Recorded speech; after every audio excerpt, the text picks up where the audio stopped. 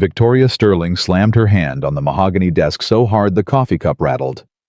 "You're fired," she said, staring at the black man in the maintenance uniform. "Get out." The room went silent. Her assistant stopped breathing. The security guard reached for his radio. But Marcus Johnson didn't flinch. He didn't beg. He didn't rage.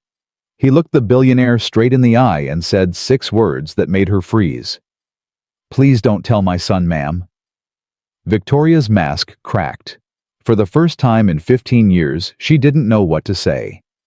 What happened next would change both of their lives forever. Comment which city you're watching from so I can see how far this story travels.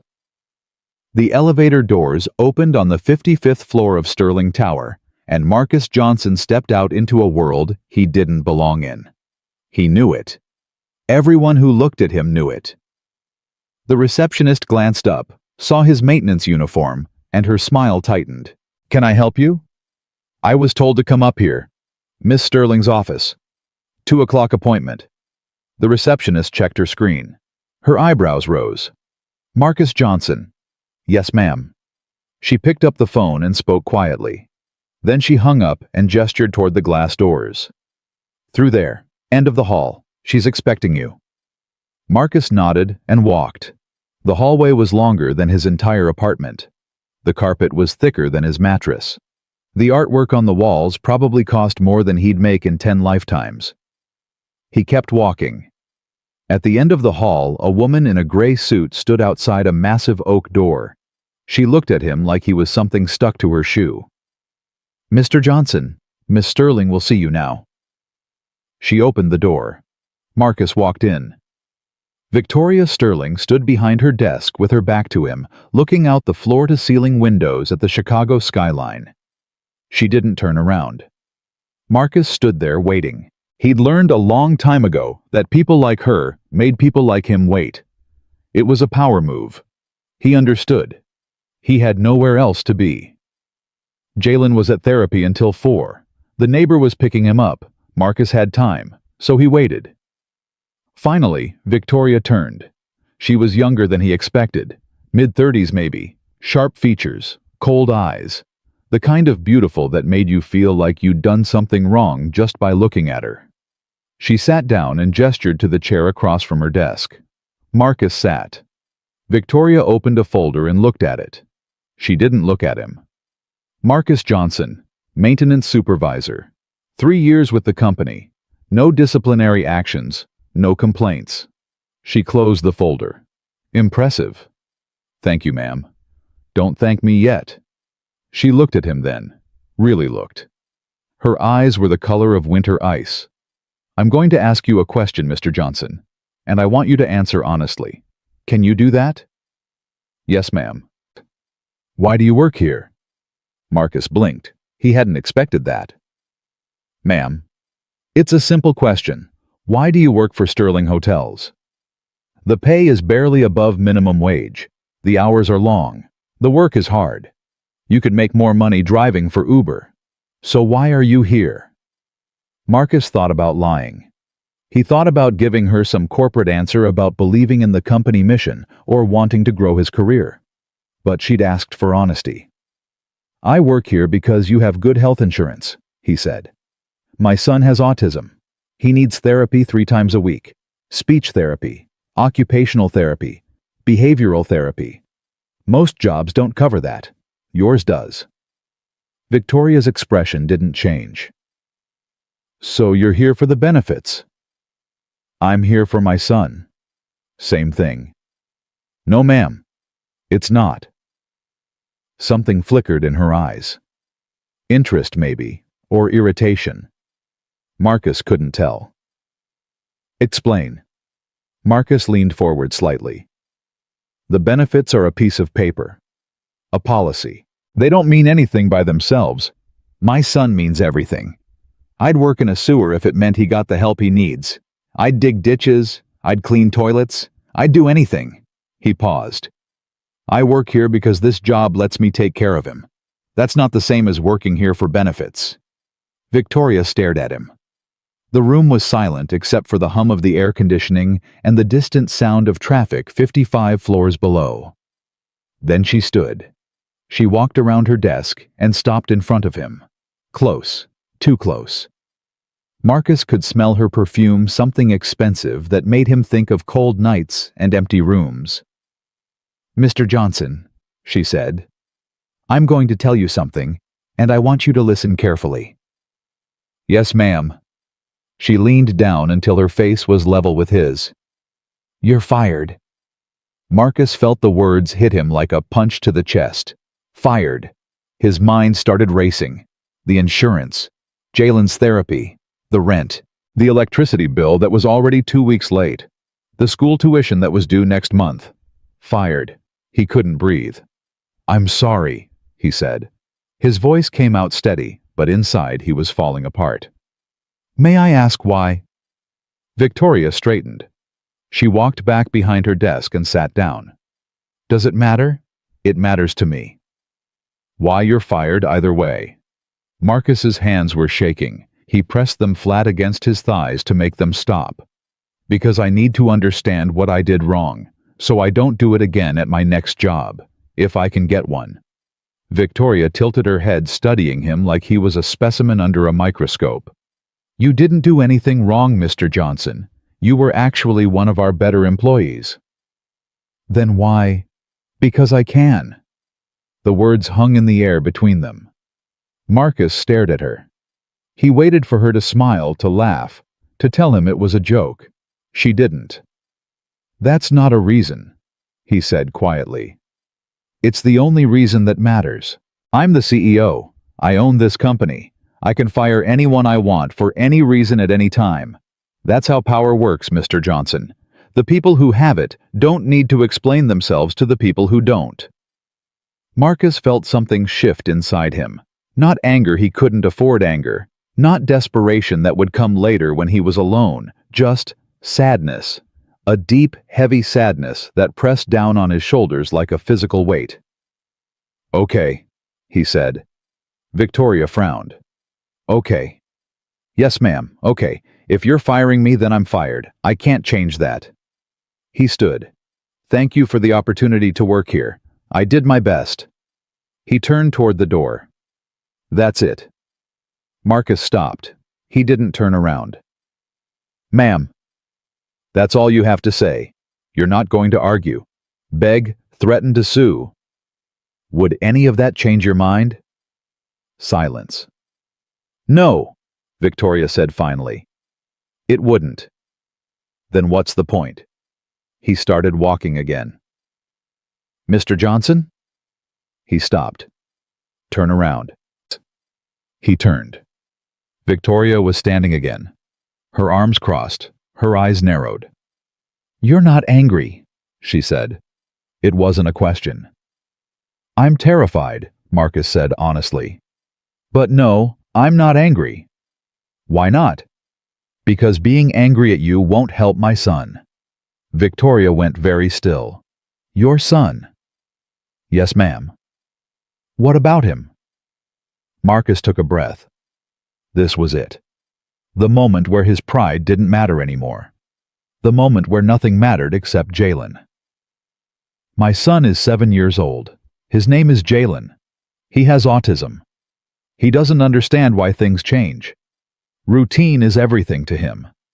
Every morning I make him pancakes and he arranges his toy cars in a line while he eats. Every afternoon I pick him up from therapy and we walk home together. Every night I read him the same story, Goodnight Moon, because it's the only one that helps him sleep." Marcus's voice cracked, but he kept going. "If I lose this job, I lose his insurance. If I lose his insurance, I can't afford his therapy. If he doesn't get his therapy, he falls behind. He struggles. He hurts." Marcus looked at the floor, then back up at Victoria. "He's already lost his mother. I'm all he has left. I'm his whole world. And right now he thinks I'm a superhero. He thinks I can fix anything, solve anything, protect him from anything." He stepped closer to her desk. "You can fire me, Miss Sterling. That's your right. But I'm asking you, I'm begging you, please don't let him find out this way. Don't let him know that his father failed. Let me tell him myself in my own way, in my own time. Let me find another job first, so he never has to know how close we came to losing everything." His voice dropped to almost a whisper. "Please don't tell my son, ma'am. Let him believe I'm still his superhero. Just a little longer." The room was completely silent. Victoria Sterling stood behind her desk, frozen. Marcus had seen a lot of expressions on a lot of faces in his 40 years of life. He'd seen joy and grief and rage and fear and everything in between. But he'd never seen what he saw on Victoria Sterling's face right now. It looked like a wall crumbling from the inside. Victoria couldn't move. She'd done this test 17 times in the last 3 weeks. 17 employees brought to her office told they were fired. 17 reactions. Some had begged.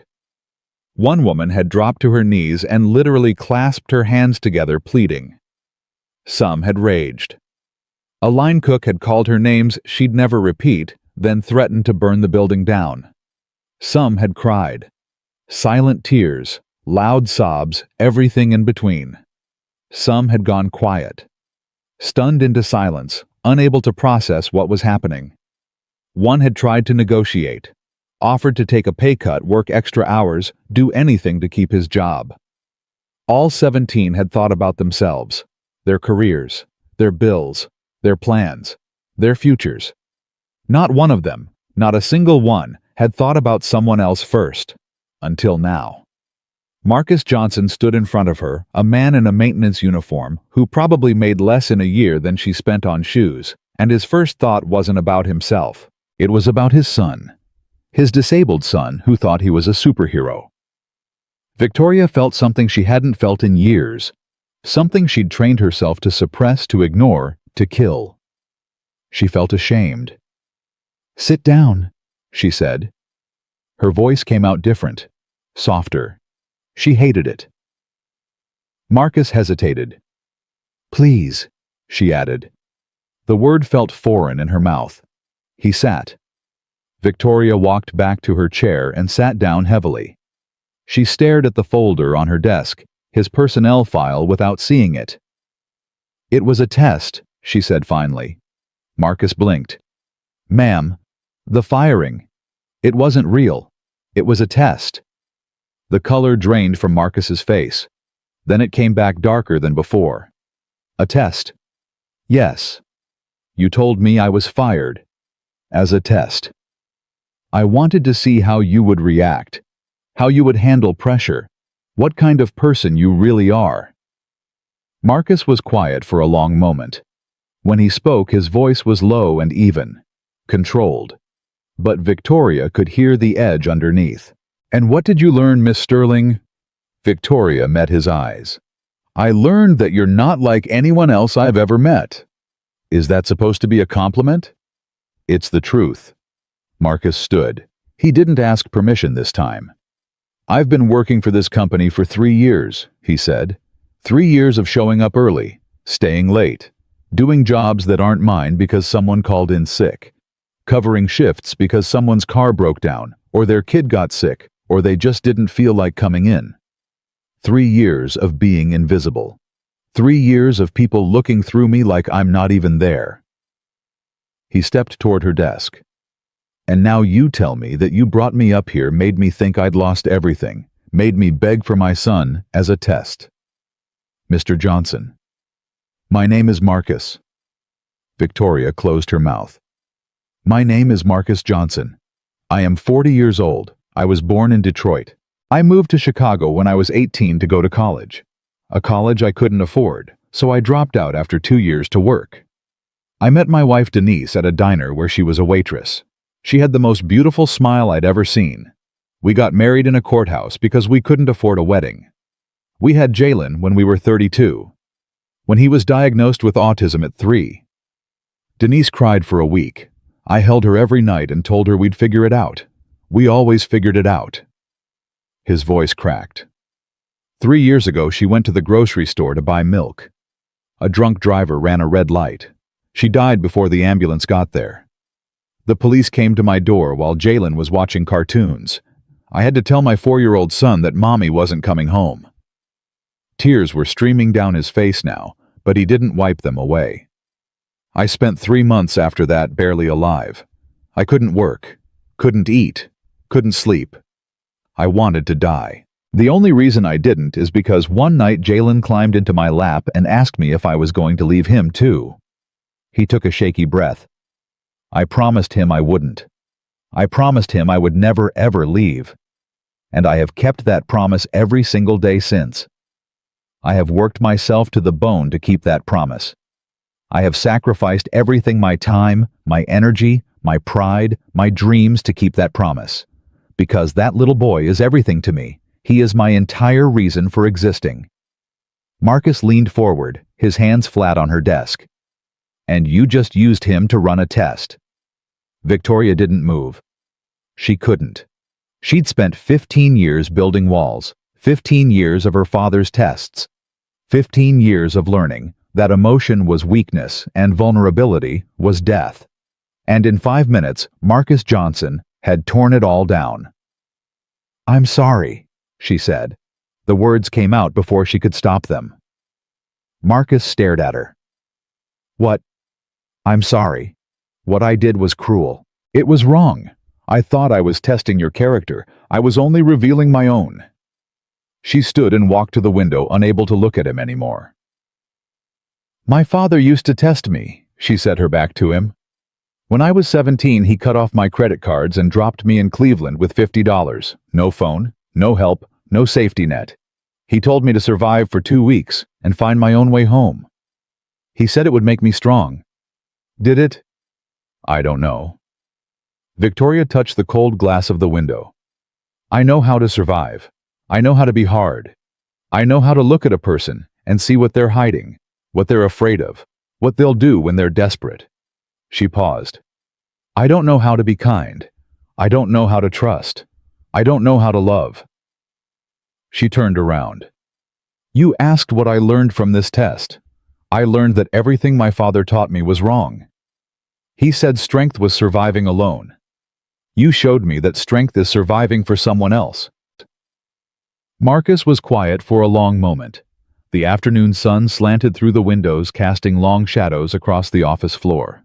The city hummed below them, millions of people living their lives unaware that something had just shifted in this room high above them. "My wife used to say something," Marcus said finally. "She said the world breaks everyone. Some people get stronger at the broken places.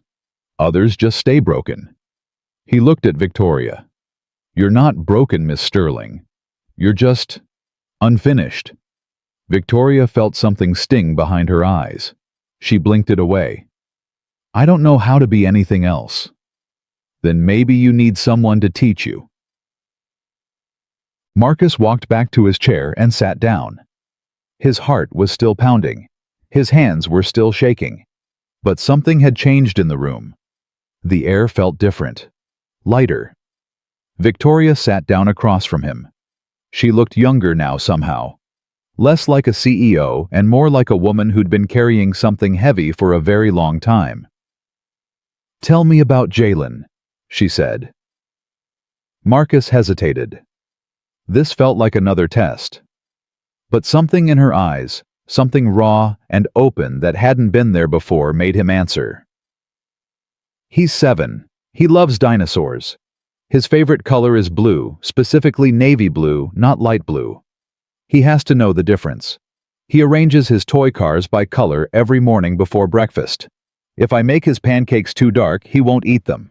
If I put his shoes on the wrong feet, he notices immediately. He doesn't like loud noises or bright lights or crowds. He doesn't understand jokes, but he laughs when I make funny faces. He still sleeps with a blanket his mother made him before he was born. He calls it his soft. He can't fall asleep without it." Marcus smiled even though his eyes were still wet. "He can name every dinosaur that ever lived. He knows which ones were herbivores and which ones were carnivores. He knows when they lived and where and how they died. He's the smartest kid I've ever met, and he has no idea how special he is." Victoria listened. She didn't interrupt. She didn't look away. When Marcus finished, she was quiet for a long time. What does he think about you working here? She asked finally. He thinks I fix broken things, which I do. Just not the kind he imagines. Marcus smiled again. He made me a cape once, out of an old bedsheet and some markers. Drew a big D on it for Daddy. He said I was a superhero because I fix things that are broken. He doesn't know that some things can't be fixed. I hope he never learns that. Victoria looked down at her hands. I never knew my mother, she said quietly. She died when I was 8. Cancer. My father, he wasn't the kind of man who talked about feelings. He was the kind of man who taught lessons. Hard lessons. He believed that love made you weak, that attachment made you vulnerable, that the only person you could really count on was yourself. She looked up at Marcus. I spent my entire life proving him right, building walls, pushing people away, testing everyone to see if they were worth trusting, and making sure they always failed. That sounds lonely. It is. Victoria's voice was barely above a whisper. I have a penthouse on the Gold Coast, 4,000 square feet. I live there alone. I eat dinner alone. I watch TV alone. I go to sleep alone, and I wake up alone. I have more money than I could spend in 10 lifetimes, and I would give every penny of it to have what you have. What's that? Someone who needs me, someone who waits for me to come home, someone who thinks I'm a superhero. Marcus didn't say anything. He just looked at her. You probably think I'm pathetic, Victoria said. Poor little rich girl crying about how lonely she is. I think you're human, Marcus said. I think your father hurt you in ways you're still figuring out. I think you've been surviving alone for so long you forgot there's another way to live. Victoria stared at him. You don't know anything about me. I know you apologized. I've met a lot of people in my life, Miss Sterling. Rich people, poor people, everything in between. Most of them don't apologize when they're wrong. They justify, they deflect, they blame someone else. He leaned forward. You said sorry. That means something. Victoria turned away. She looked out the window at the city below. I don't know how to be different, she said. I don't know how to be the kind of person who deserves someone like your son thinking I'm good. You learn, Marcus said simply. Same way you learn anything else. You try, you fail, you try again. You keep trying until you get it right. And if you never get it right, then at least you died trying. That's more than most people can say. The sun was getting lower now, painting the office in shades of orange and gold. Victoria's phone buzzed. She looked at it, then silenced it. That's the board, she said. They want to know how the evaluations are going. What are you going to tell them? I don't know. Victoria looked at him. I started this test because I wanted to see who my employees really were. I never expected it to show me who I really was. She picked up his file and opened it. You've been working here for 3 years, she said. Maintenance supervisor. You manage a team of 4 people. You handle everything from broken air conditioners to clogged pipes to malfunctioning elevators. Your performance reviews are excellent. Your team respects you. Your managers trust you. She paused. And you make $22 an hour. Marcus shrugged. It's a living. It's an insult. Victoria closed the file. You're worth more than that. A lot more. Miss Sterling, I want to offer you a promotion. Why? Marcus went still. What kind of promotion? Director of Facilities Operations. You'd oversee maintenance for all 12 of our Chicago properties. Your salary would triple. You'd have full benefits, a company car, and a flexible schedule that lets you pick up your son from therapy every day. Marcus stared at her. Why? Because you deserve it. Because you've been doing the job already without the title or the pay. Because... She stopped, took a breath. Because I want to do one thing right. Just one thing. And this feels right. Marcus was quiet for a long moment. This isn't charity, Victoria added quickly. This isn't guilt. This is business. You're the best person for the job. I'd be stupid not to promote you. And the test, Marcus asked. What about all the other employees you did this to? Victoria looked down at her desk. I'll apologize to them too. Individually. I'll explain what I did and why it was wrong. And then I'll figure out how to be a better leader. She looked back up at him. I don't know if I can change overnight, but I want to try. I need to try. Talking to you today made me realize that the person I've been isn't the person I want to be. Marcus studied her face, looking for the lie, looking for the angle. He didn't find one. Okay, he said finally. Okay. I'll take the job, on one condition. Name it. You let me do it my way. No tests, no games, no power moves. I treat my people with respect, and they respect me back. That's how I work. That's the only way I work. Victoria nodded slowly. Deal. She stood and extended her hand. Marcus stood and shook it. Her grip was firm, but her palm was trembling slightly. He pretended not to notice. Thank you, Mr. Johnson. Marcus. Thank you, Marcus. You're welcome, Miss Sterling. Victoria. He smiled for the first time since he'd walked into her office. You're welcome, Victoria. Marcus left the Sterling Tower as the sun was setting over Lake Michigan. The streets were crowded with people heading home from work, and he joined the flow, just another face in the crowd. But inside, everything was different. He thought about calling his neighbor to say he'd be late picking up Jalen. Then he realized he didn't have to. He'd just been promoted. He had flexibility now. He had options. He had hope. For the first time since Denise died, Marcus Johnson felt like maybe, just maybe, things were going to be okay. He pulled out his phone and called the number. Hey, Mrs. Patterson, how's Jalen doing? He's fine, Marcus. Watching his dinosaur show. Do you want me to start dinner for him? No, ma'am, I'll be home soon. I want to make him pancakes. Pancakes for dinner. It's a special occasion. He hung up and walked toward the train station, the Chicago skyline glowing behind him.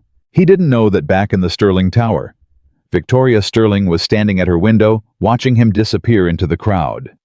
He didn't know that she'd already made 3 phone calls to her head of HR, to her board liaison, and to her personal attorney. He didn't know that things were about to get complicated. All he knew was that his son was waiting for him, and tonight he had good news to share. Tonight, the superhero was bringing home a victory. The pancakes were perfect. Marcus stood at the stove in his small kitchen, flipping the last one onto the stack. Golden brown, just the way Jalen liked them. Not too dark, not too light. The boy was very specific about his pancakes. Daddy, why are we having pancakes for dinner? Jalen sat at the kitchen table, his toy cars arranged in a precise line from red to orange to yellow to green to blue to purple. He didn't look up when he asked the question. He was focused on making sure the blue car was exactly parallel to the green one. Because Daddy got some good news today, Marcus said, carrying the plate to the table. And good news means celebration pancakes. Jalen considered this. What kind of good news? I got a new job, a better job. It means Daddy can spend more time with you. Jalen finally looked up. His eyes, Denise's eyes, dark brown and serious, studied Marcus's face. You're not going to leave. Marcus felt his heart crack a little. Every time. Every single time his son asked that question, it broke something inside him. He crouched down next to Jalen's chair and put his hand on the boy's shoulder. I'm never going to leave you, buddy. Remember, I promised. Jalen nodded slowly. Then he looked at the pancakes. These are the right color, he said approvingly. Marcus smiled.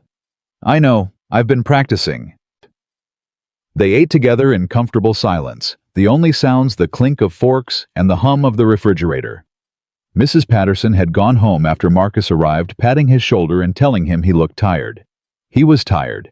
He'd been tired for 3 years. But tonight, sitting across from his son watching Jalen carefully cut his pancakes into perfect squares before eating them, Marcus felt something he hadn't felt in a long time. Hope. The next morning, Marcus arrived at Sterling Tower at 6:45 a.m., 15 minutes earlier than usual. He wasn't sure what to expect. Part of him wondered if yesterday had been a dream. Part of him wondered if Victoria Sterling had changed her mind overnight. But when he walked into the maintenance office, there was an envelope on his desk. He opened it.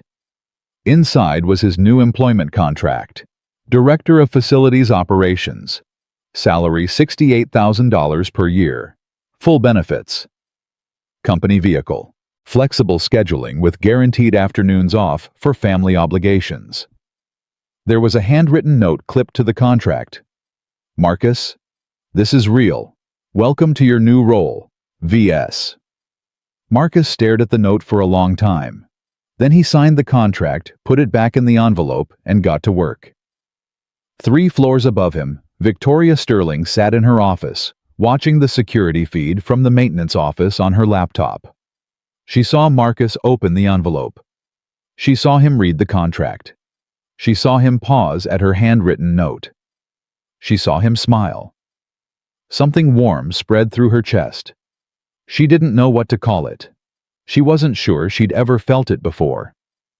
She closed the laptop and turned to the window. "What are you doing?" she whispered to herself. "What are you doing?" She didn't have an answer.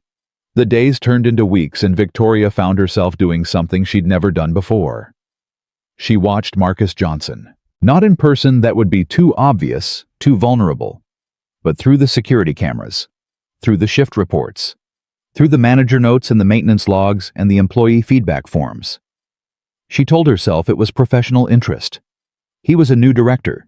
She needed to make sure he was performing well. But that was a lie, and she knew it. She watched him arrive early every morning, coffee in hand, greeting the security guards by name. She watched him walk the properties, checking on his team, fixing problems before they became emergencies. She watched him mentor younger employees, teaching them how to repair things properly instead of just slapping on temporary fixes. She watched him leave every afternoon at exactly 3:15, never a minute later, to pick up Jalen from therapy. One of his managers had complained about it, said it was unprofessional for a director to leave early every day. Victoria had called the manager into her office and made it very clear that if he had a problem with Marcus's schedule, he could find another job. The manager never complained again. Victoria started staying late at the office. She told her assistant it was because she had work to catch up on. But really, she was watching the security feeds, waiting for glimpses of Marcus. She watched him help a new janitor who was struggling with the industrial floor buffer. Instead of criticizing Marcus, had taken the machine himself and demonstrated the proper technique, patient and calm. She watched him cover for a team member whose mother was in the hospital. Marcus had worked a double shift without complaint, then sent flowers to the hospital the next day. She watched him break up a fight between 2 maintenance workers who were arguing about overtime hours. He'd listened to both sides, found a compromise that satisfied everyone, and bought them both lunch afterward. She watched him and she learned. This was what leadership looked like. Not tests and power games, not fear and intimidation, just quiet competence and genuine care. Her father would have called it weakness. Victoria was starting to think her father had been wrong about a lot of things. One evening, about 3 weeks after Marcus's promotion, Victoria was reviewing security footage from the hotel restaurant when she heard something that made her pause.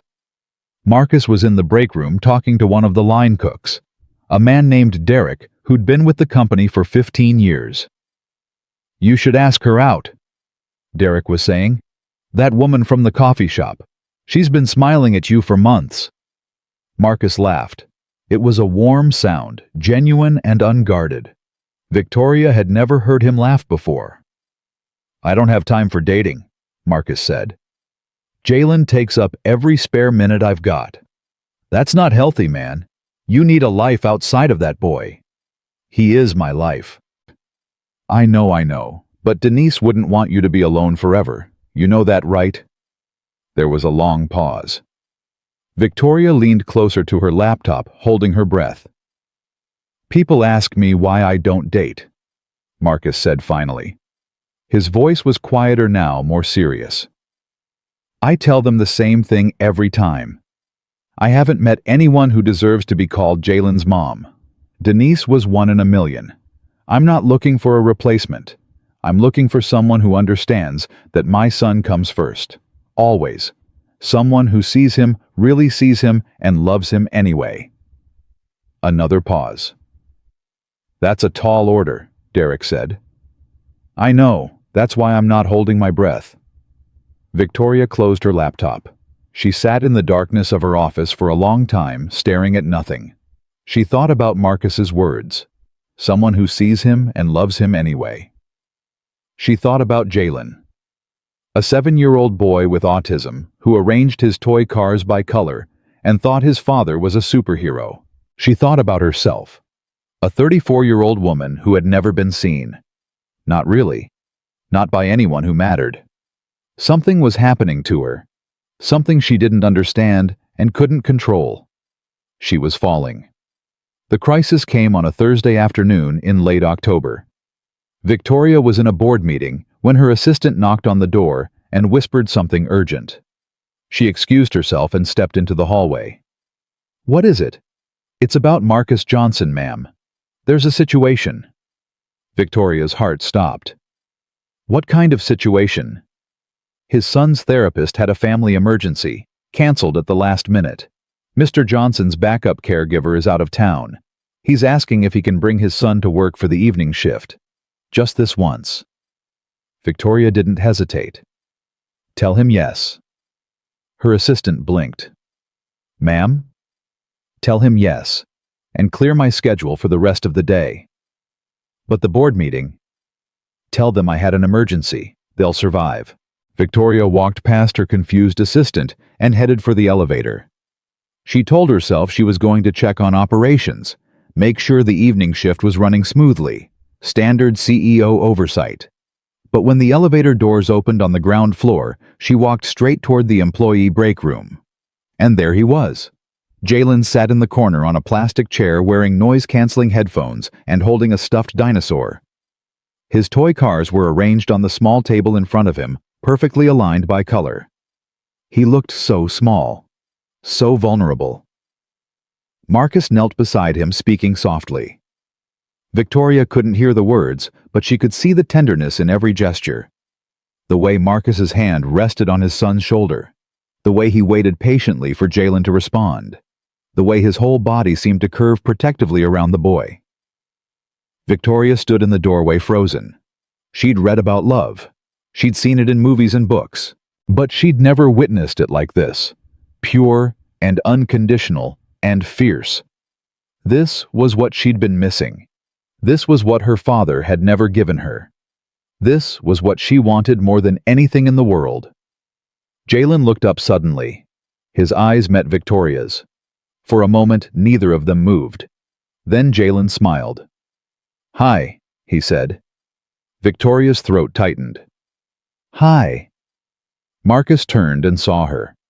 Something flickered across his face, surprise, maybe, or wariness. "Miss Sterling, I didn't expect—" "Victoria," she corrected automatically. "You can call me Victoria." "Victoria." He stood slowly. "Thank you for letting me bring him. I know it's unprofessional, but I didn't have any other options." "It's fine." Victoria stepped closer, her eyes still on Jalen. "Is this the superhero's sidekick?" Jalen's smile widened. "I'm not a sidekick. I'm the mission control." Mission control. "Yeah. Daddy's the superhero, but I tell him where to go and what to fix, like in the movies." Victoria felt something crack open in her chest. That sounds like a very important job. It is. Jalen held up his stuffed dinosaur. "This is Rex. He's a T-Rex. He helps me think." "Nice to meet you, Rex." Jalen studied her face with an intensity that made Victoria want to look away. But she didn't. "You're pretty," Jalen said matter-of-factly. "Your eyes are like ice, but nice ice. Like the kind you put in lemonade." Marcus made a sound that might have been a laugh or a cough. "Jalen, that's—" "It's okay," Victoria said. She crouched down to Jalen's level. "Thank you. That's the nicest thing anyone's said to me in a long time." Jalen nodded seriously. "You're welcome." Daddy says we should always tell people nice things. It makes their hearts feel better. Victoria looked at Marcus. He was watching her with an expression she couldn't read. Your daddy sounds very smart, she said. He is. He's the smartest person in the whole world, except maybe Einstein. But Einstein is dead, so Daddy wins. Victoria laughed. She couldn't help it. It came out before she could stop it, surprising even herself. When was the last time she'd laughed? Really laughed? She couldn't remember. I should get back to work, Marcus said. The evening team is short-staffed, and I promised I'd help cover. Go ahead. I'll stay with Jalen. Marcus froze. What? I'll stay with him. You shouldn't have to work and watch him at the same time. I'll keep him company until you're done. Marcus looked at her like she'd just offered to fly him to the moon. Miss Sterling Victoria, I can't ask you to do that. You didn't ask, I offered. But you're the CEO. You have more important things. I don't. The words came out more honestly than Victoria intended. I really don't. My schedule is clear, and I'd like to spend some time with Mission Control here if he's okay with that. They both looked at Jalen. The boy studied Victoria again with those serious, searching eyes. Then he looked at his dinosaur as if consulting with Rex. Finally, he nodded. Okay. But you have to help me sort my cars. The blue one keeps moving and I don't know why. Victoria smiled. I think I can handle that. Marcus hesitated for a long moment. Victoria could see the war on his face, the instinct to protect his son, battling with the practical reality that he needed to work. I'll be right in the restaurant, he said finally. If anything happens if he needs me, I'll come get you immediately, I promise. Marcus looked at her. Really looked. Searching for something. Whatever he found must have satisfied him, because he nodded slowly. Okay, thank you. He crouched down and kissed Jalen's forehead.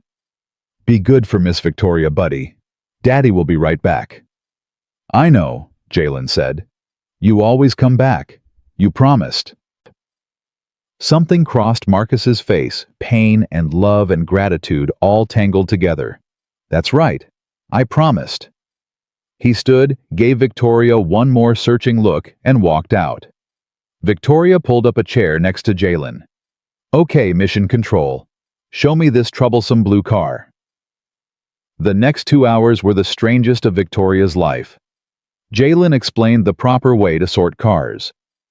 Blue had to be between green and purple. The cars had to be exactly 1 finger width apart.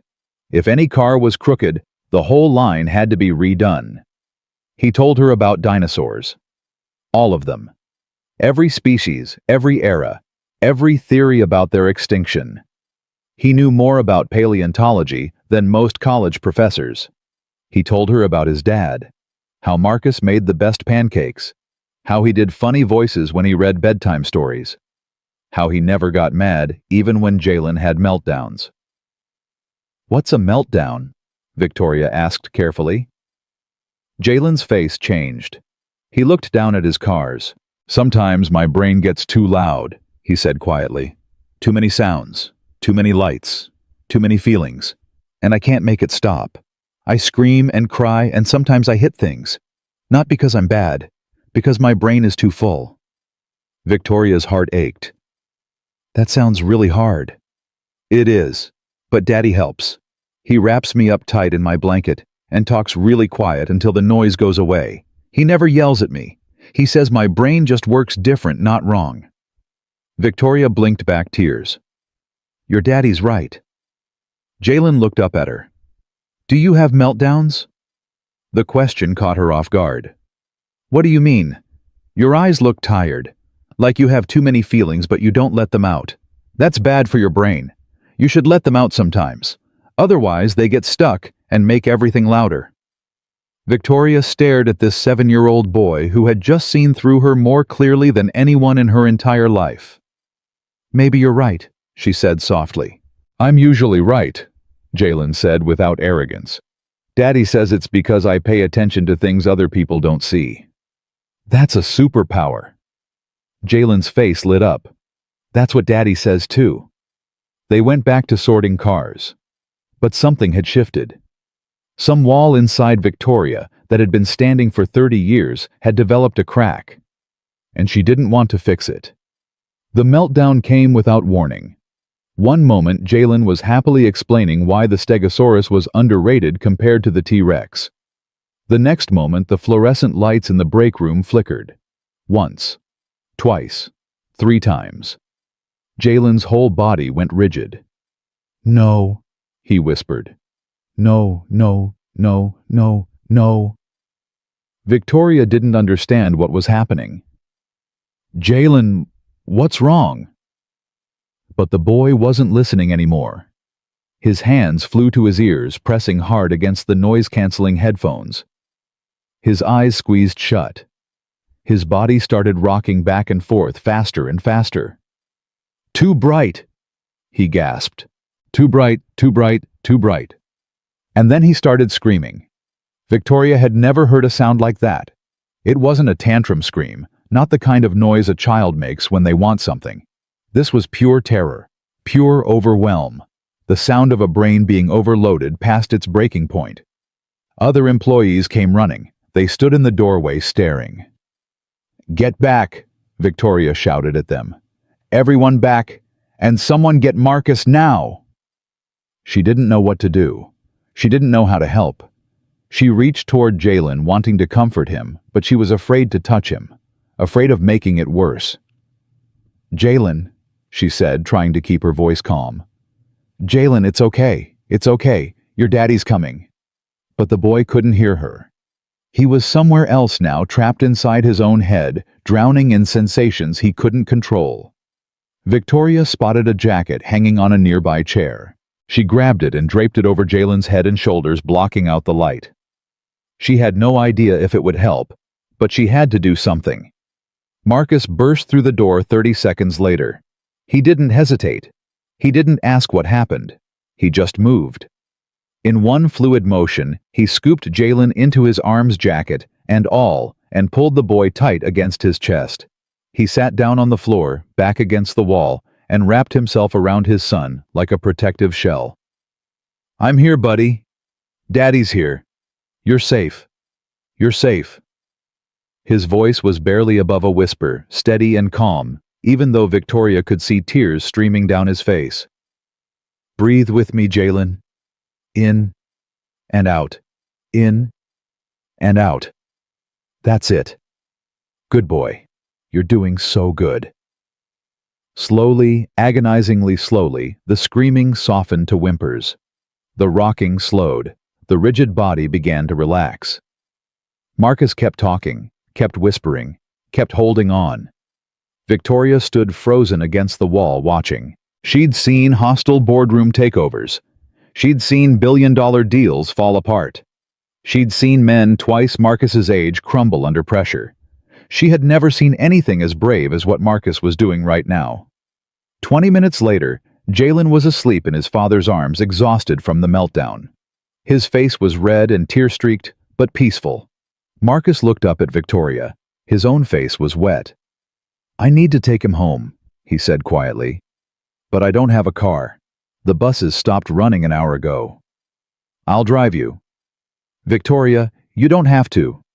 "I want to." She pulled out her keys. "Let's go."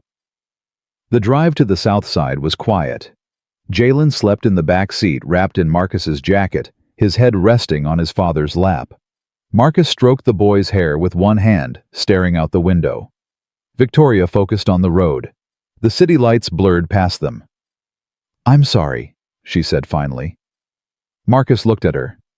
"For what?" "I should have gotten you sooner. The lights started flickering, and I didn't know what to do.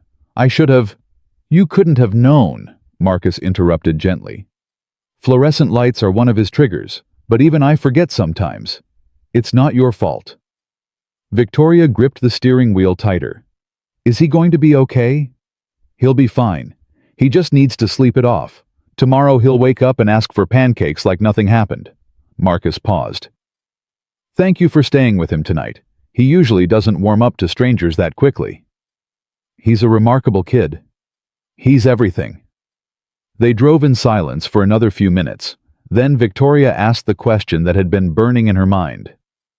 How do you do it day after day? The meltdowns, the therapy, the constant vigilance. How do you keep going? Marcus was quiet for a long moment. Because he needs me, he said finally. It's that simple. When Denise died, I wanted to die too. Every day felt impossible. But then I'd look at Jalen, and I'd remember that I'm his whole world. If I give up, he has no one. He looked down at his sleeping son. Some days are harder than others. Some days I cry in the shower so he won't see. Some days I want to scream at God and ask why my boy has to struggle so hard when other kids have it so easy. But then he laughs at one of my stupid jokes, or he shows me a new dinosaur fact, or he holds my hand on the way home from therapy, and I remember why I keep fighting. His voice cracked. He's the reason I'm still alive, and I'll keep fighting for him until I have nothing left to give. Victoria's vision blurred with tears. She blinked them back, trying to stay focused on the road. My father used to say that love makes you weak, she said quietly. That attachment is a liability, that the only person you can rely on is yourself. He was wrong. I know that now. She pulled up in front of Marcus's building. The streetlight out front was broken, and the neighborhood looked rough even in the darkness. But Marcus didn't seem to notice. He gathered Jalen carefully in his arms and opened the car door. Thank you for the ride, he said, and for staying with him. It meant more than you know. Marcus, he paused half out of the car. What you said earlier, about looking for someone who sees Jalen and loves him anyway. He waited. I see him, Victoria said. I don't know what that means. I don't know what I'm doing, but I see him and I see you. Marcus stared at her for a long moment. The city hummed around them. Somewhere in the distance a siren wailed. I don't know what I'm doing either, he said finally. But thank you for being honest. He carried Jalen toward the building entrance. Victoria sat in her car, watching until they disappeared inside. Then she drove back to the Gold Coast, to her empty penthouse, and stood in the dark for a long time. Something had changed tonight. Something fundamental. She'd spent her whole life building walls to keep people out. Tonight, a 7-year-old boy with autism and a thing for dinosaurs had walked right through them, and his father had followed. Victoria didn't know what came next. She didn't know how to be the person Jalen had seen in her tonight, someone with eyes like nice ice, someone worth trusting. But for the first time in her life, she wanted to find out. The photo appeared 3 days later. Victoria was in her office reviewing quarterly reports when her phone exploded with notifications. Texts from board members, emails from PR, calls from numbers she didn't recognize.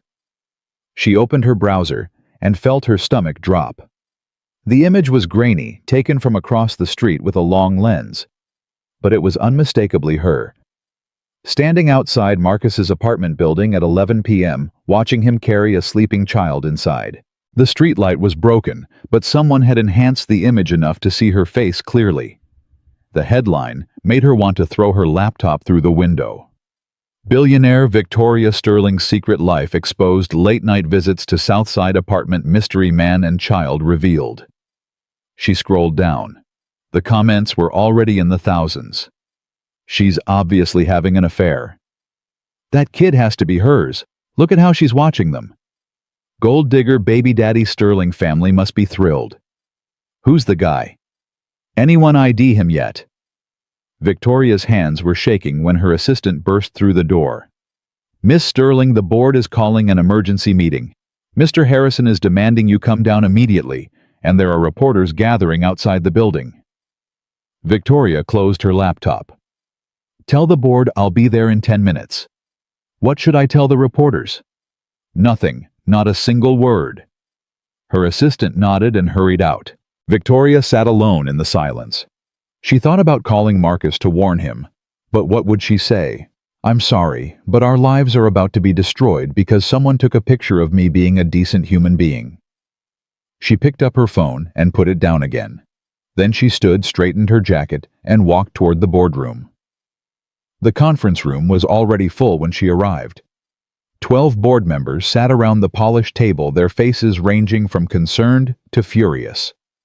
At the head of the table sat Gerald Harrison, the CFO, a man who had been trying to undermine Victoria's leadership since the day she took over. He was smiling. That was never a good sign. "Victoria," Gerald said, gesturing to the empty chair across from him. "Please, sit." She sat. "I assume everyone has seen the news." Gerald continued, looking around the table. "The stock price dropped 4% in the last hour. Our largest institutional investor called to express concerns. 2 potential acquisition targets have put their negotiations on hold pending clarification of the situation." "It's a photograph," Victoria said evenly. "Not a situation." "A photograph of our CEO making late-night visits to a low-income neighborhood with a mystery man and child. The optics are devastating." "The optics are fiction. I was giving an employee a ride home because his son had a medical episode. That's all." Patricia Chen, the board's longest-serving member, leaned forward. "Which employee?" Victoria hesitated for a fraction of a second. That was her first mistake. "Marcus Johnson. He's the director of facilities operations." Gerald's smile widened. "The maintenance worker you promoted 8 weeks ago." "He's a director now. A director who makes $68,000 a year, and you personally drove him home at 11 o'clock at night. His son had a meltdown. He has autism. The child needed to get home and Marcus didn't have transportation. So you, the CEO of a multi-billion-dollar company, personally chauffeured your maintenance director across town in the middle of the night. Because you were being helpful." Victoria's jaw tightened. "Yes." Gerald looked around the table, making sure everyone was watching. "And how do you explain the reports that you've been spending time with this man's child? That you stayed late at the office specifically to watch security footage of Mr. Johnson? That you changed company policy, flexible scheduling for parents immediately after meeting him?" Victoria felt cold. Someone had been watching her. Someone had been taking notes. "I don't have to explain my management decisions to you, Gerald." "Actually, you do. You're accountable to this board. And right now this board is very concerned that its CEO has developed an inappropriate personal attachment to an employee. There's nothing inappropriate about. Have you had a romantic relationship with Marcus Johnson?" The question cut through the room like a knife. Victoria stared at Gerald. Her heart was pounding, but she kept her voice steady. "No." "Have you engaged in any physical contact with Mr. Johnson?" "No." "Have you given Mr. Johnson any preferential treatment based on personal feelings rather than professional merit?" Victoria thought about the promotion, the flexible schedule, the changed policies, the hours she'd spent watching security footage. She thought about the way her chest tightened every time she saw him smile. "No," she said. But even she could hear the hesitation in her voice. Gerald leaned back in his chair, satisfied. "I think we all know that's not entirely true. The question is, what we do about it." Patricia spoke up. "What are you proposing, Gerald?" "It's simple. We need to contain this scandal before it destroys the company. We've identified the man in the photograph, Marcus Johnson, maintenance worker turned director thanks to our CEO's intervention." Gerald looked directly at Victoria. "We terminate him. Issue a statement clarifying that he was never more than an employee, that any speculation about a relationship is baseless, and that the company has taken appropriate action to address the situation." Victoria's blood ran cold. "You want to fire him?" "I want to protect the company, which is what you should want too. He didn't do anything wrong. He became a liability. That's enough." Victoria looked around the table. Some board members wouldn't meet her eyes. Others looked sympathetic, but unwilling to speak up. She was alone. "No," she said. Gerald frowned. "Excuse me. I said no. I'm not firing Marcus Johnson. He's innocent. He's a single father raising a special needs child on his own. He works harder than anyone in this company, and I am not going to destroy his life because some gossip photographer got lucky with a camera. Victoria, be reasonable. I am being reasonable. You're being cruel. Gerald's face hardened.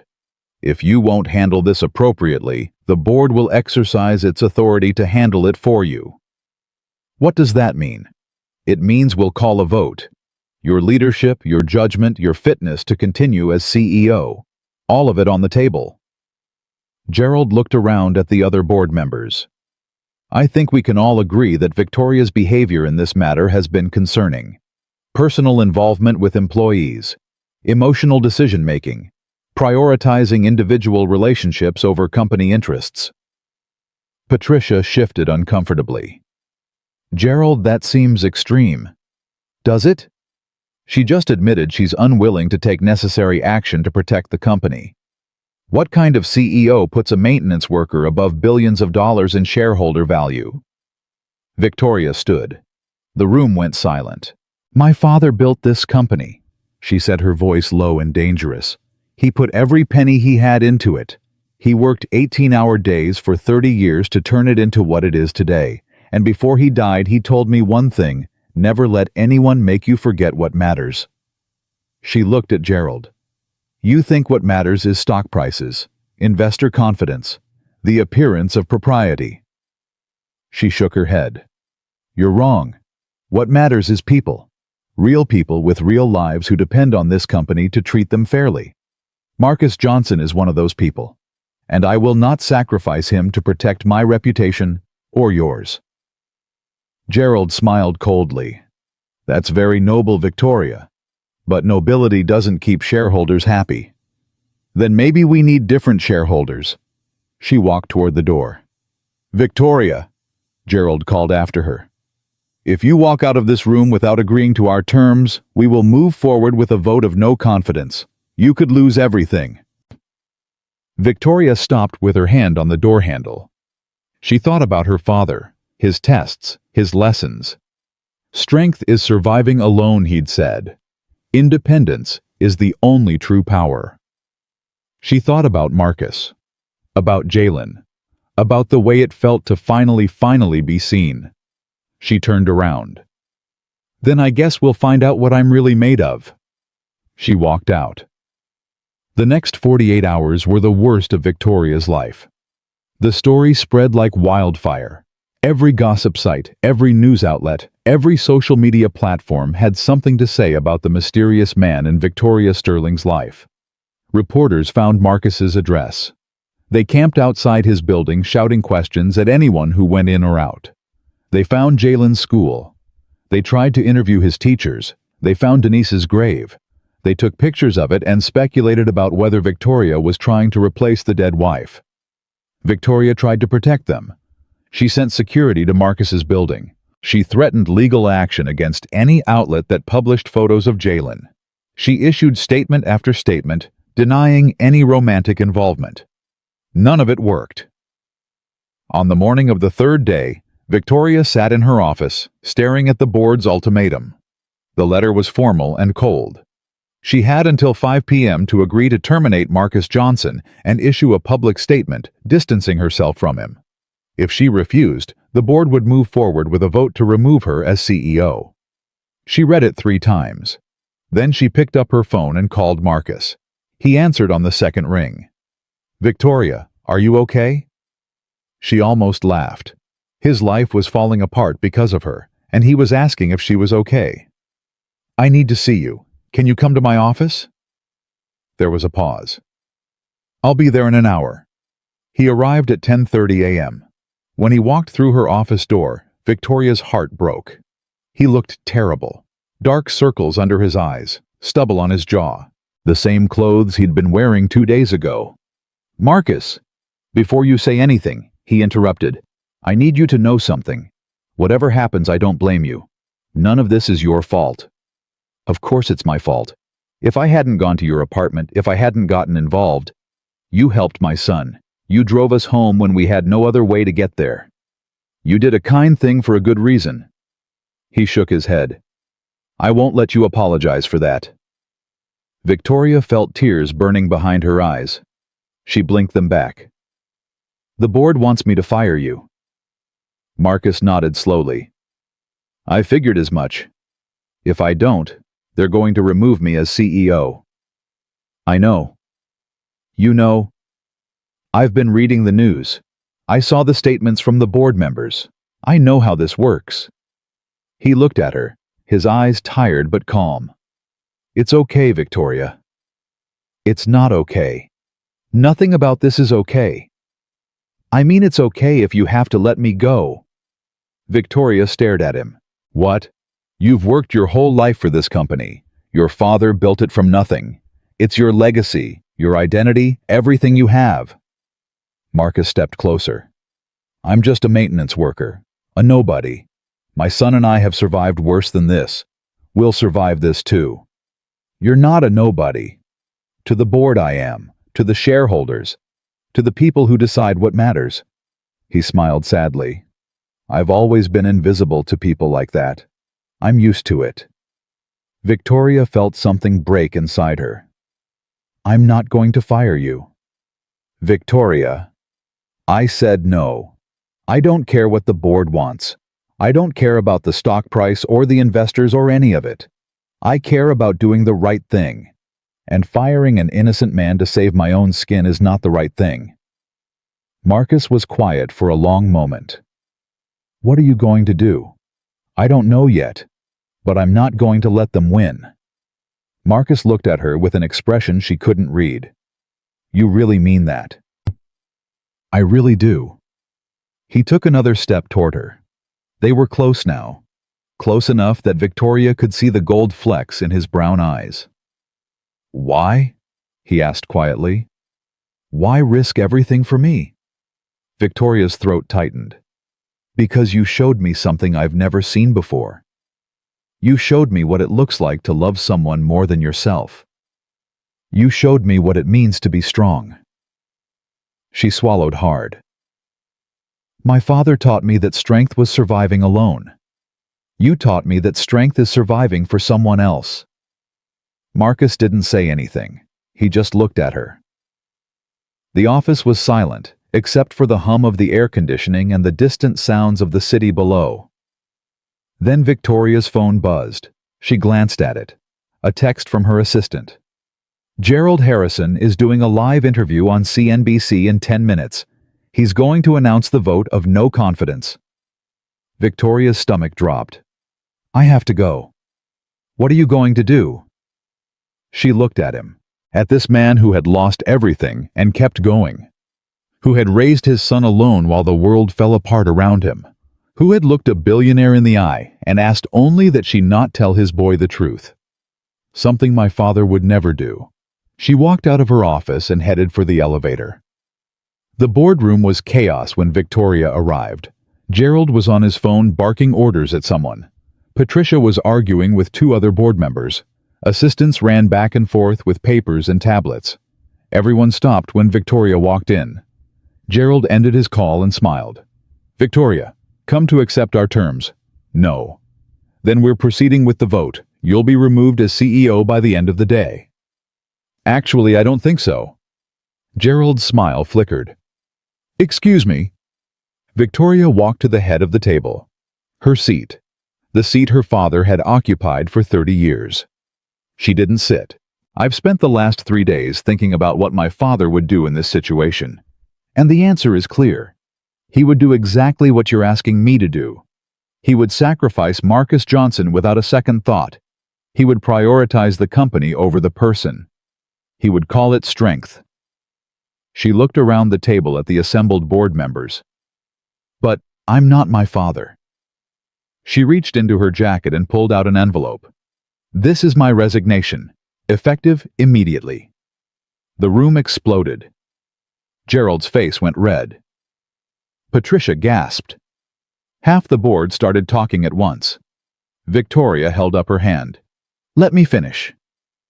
The room went quiet. "I'm resigning because I refuse to fire Marcus Johnson. He's done nothing wrong. He's one of the best employees this company has ever had. and he deserves better than to be thrown away to protect your stock price. She set the envelope on the table. But I'm not just walking away. Before I go, I want to make something very clear. She turned to Gerald. You've been trying to push me out since the day my father died. You've undermined every decision I've made. You've leaked information to board members behind my back.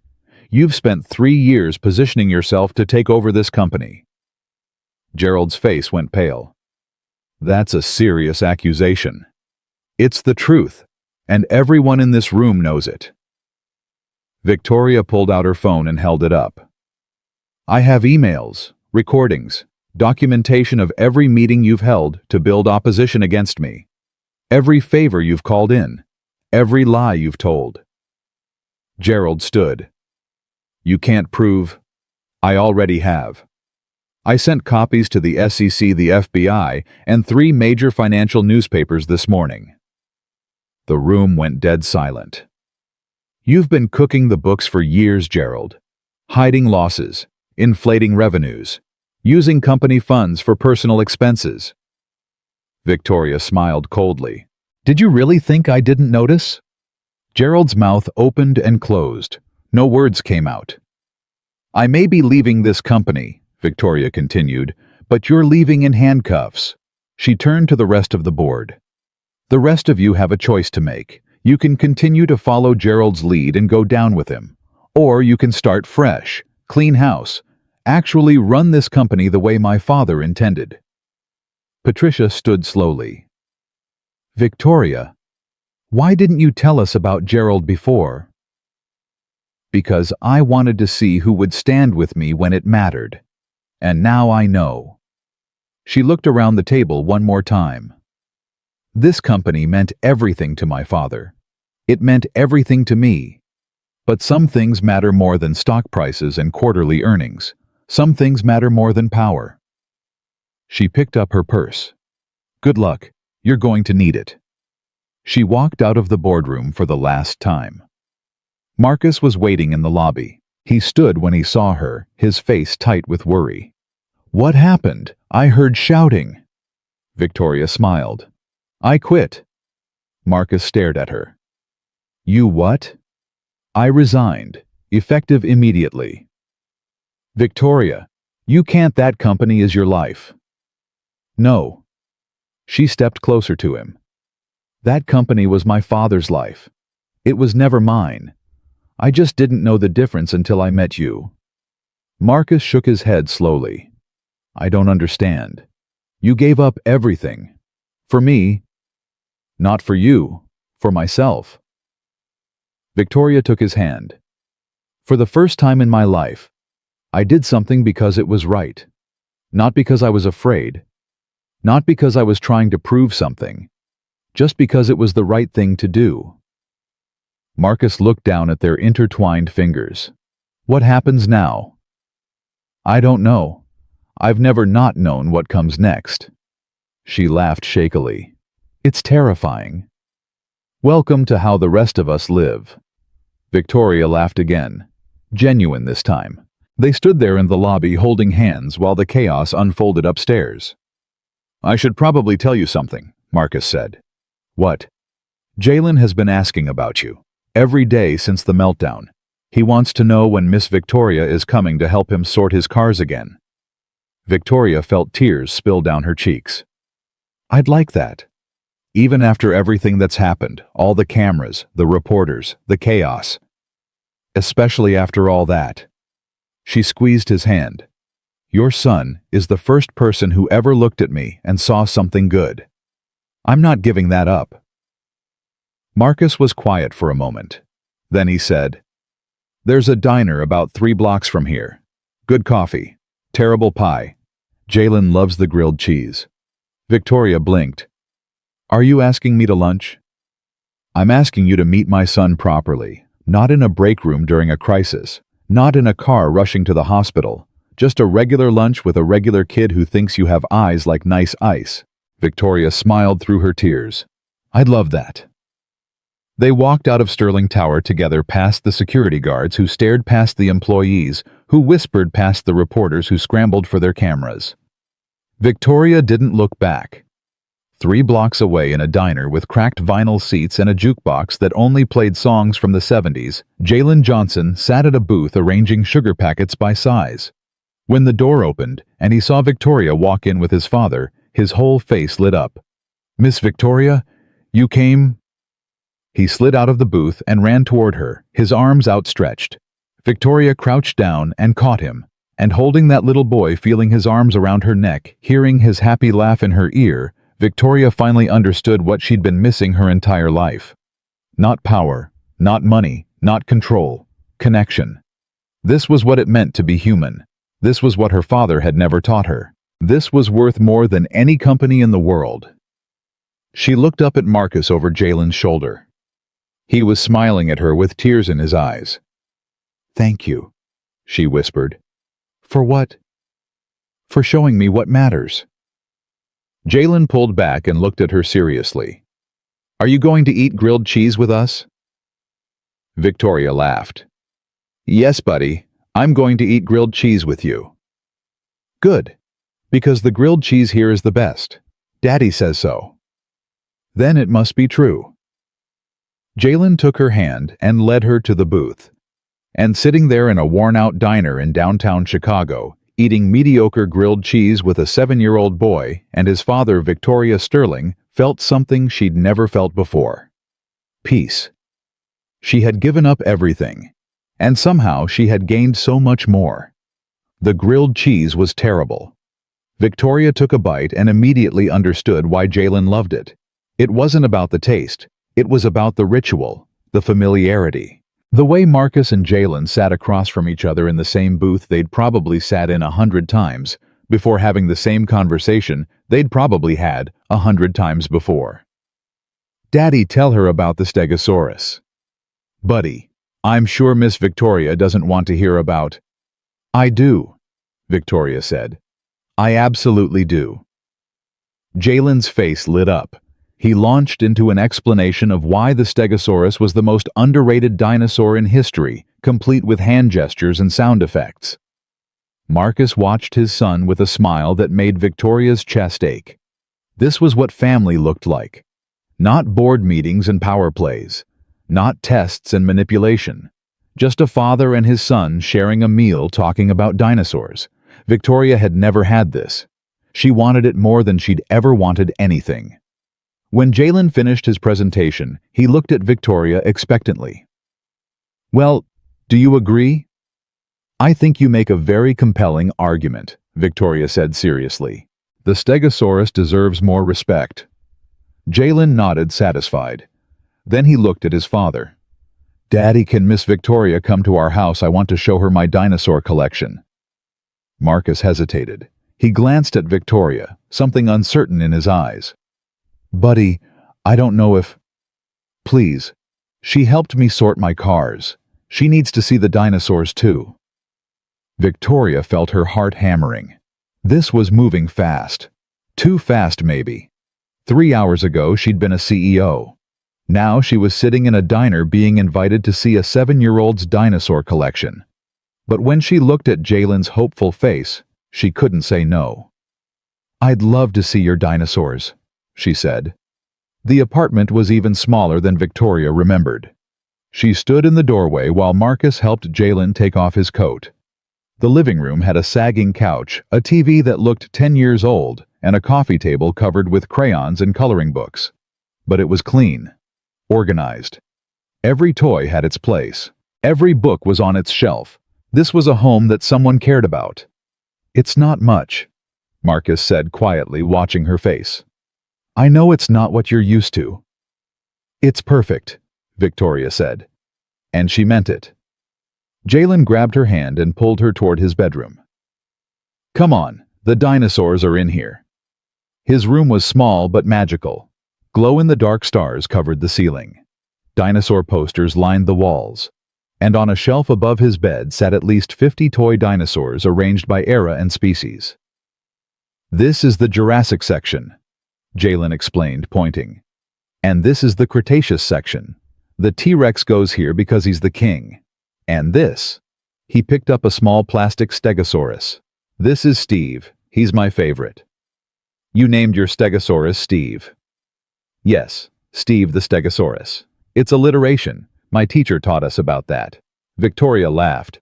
Steve is a very handsome stegosaurus. Jalen beamed. He put Steve back on the shelf and then looked at Victoria with sudden seriousness. Are you going to be my daddy's friend? The question caught Victoria off guard. I hope so. Good. Because Daddy needs a friend. He doesn't have very many. Mrs. Patterson comes over sometimes, but she's old and she smells like medicine. Derek from work is nice, but he talks too much, and Grandma lives far away, so she only visits on holidays. Victoria glanced at the doorway. Marcus was standing there listening. His expression was unreadable. Daddy gets sad sometimes, Jalen continued. He thinks I don't notice, but I do. He cries in the shower. I can hear it through the walls. Victoria's heart broke. Jalen, I think you could make him happy. You have nice eyes, and you're good at sorting cars. Jalen looked at her solemnly. Those are important things. Victoria didn't know what to say. She looked at Marcus again. He was still standing in the doorway, but now there were tears on his cheeks. Buddy, he said softly, why don't you play with your dinosaurs for a bit? I need to talk to Miss Victoria. Okay, but don't take too long. I want to show her Steve's backstory. Steve has a backstory. Of course he does. He's the hero of the whole collection. Marcus smiled through his tears. 5 minutes, buddy. Victoria followed Marcus back to the living room. He sat on the couch, and after a moment she sat beside him. Neither of them spoke for a long time. Finally, Marcus broke the silence. I'm sorry about what he said. He doesn't have filters. He just says whatever he's thinking. Don't apologize. He's remarkable. He is. Marcus wiped his eyes. He sees things other people miss. His therapist says it's common with autism. They notice patterns, emotions, things neurotypical people overlook. Is it true what he said about you crying in the shower? Marcus was quiet. Sometimes, he admitted. When it gets too heavy. When I miss Denise so much I can't breathe. When I'm terrified that I'm not doing enough for him. He laughed bitterly. I thought I was hiding it. He loves you. Of course he noticed. He shouldn't have to worry about me. He's 7 years old. He should be thinking about dinosaurs and cartoons, not whether his father is okay. Victoria reached out and took his hand. You're allowed to not be okay, Marcus. You're allowed to grieve. You're allowed to struggle. That doesn't make you a bad father. It makes you human. Marcus looked at her. You sound like Denise. She used to say things like that. Then she was a smart woman. She was. The smartest person I ever met. He paused. Until I met you. Victoria felt heat rise to her cheeks. I'm not smart. I spent 34 years building walls and pushing people away. I almost destroyed your life to protect my reputation. That's not intelligence. That's cowardice. But you didn't. When it mattered, you made the right choice. I should have made it sooner. The point is, you made it at all. Marcus squeezed her hand. Most people never do.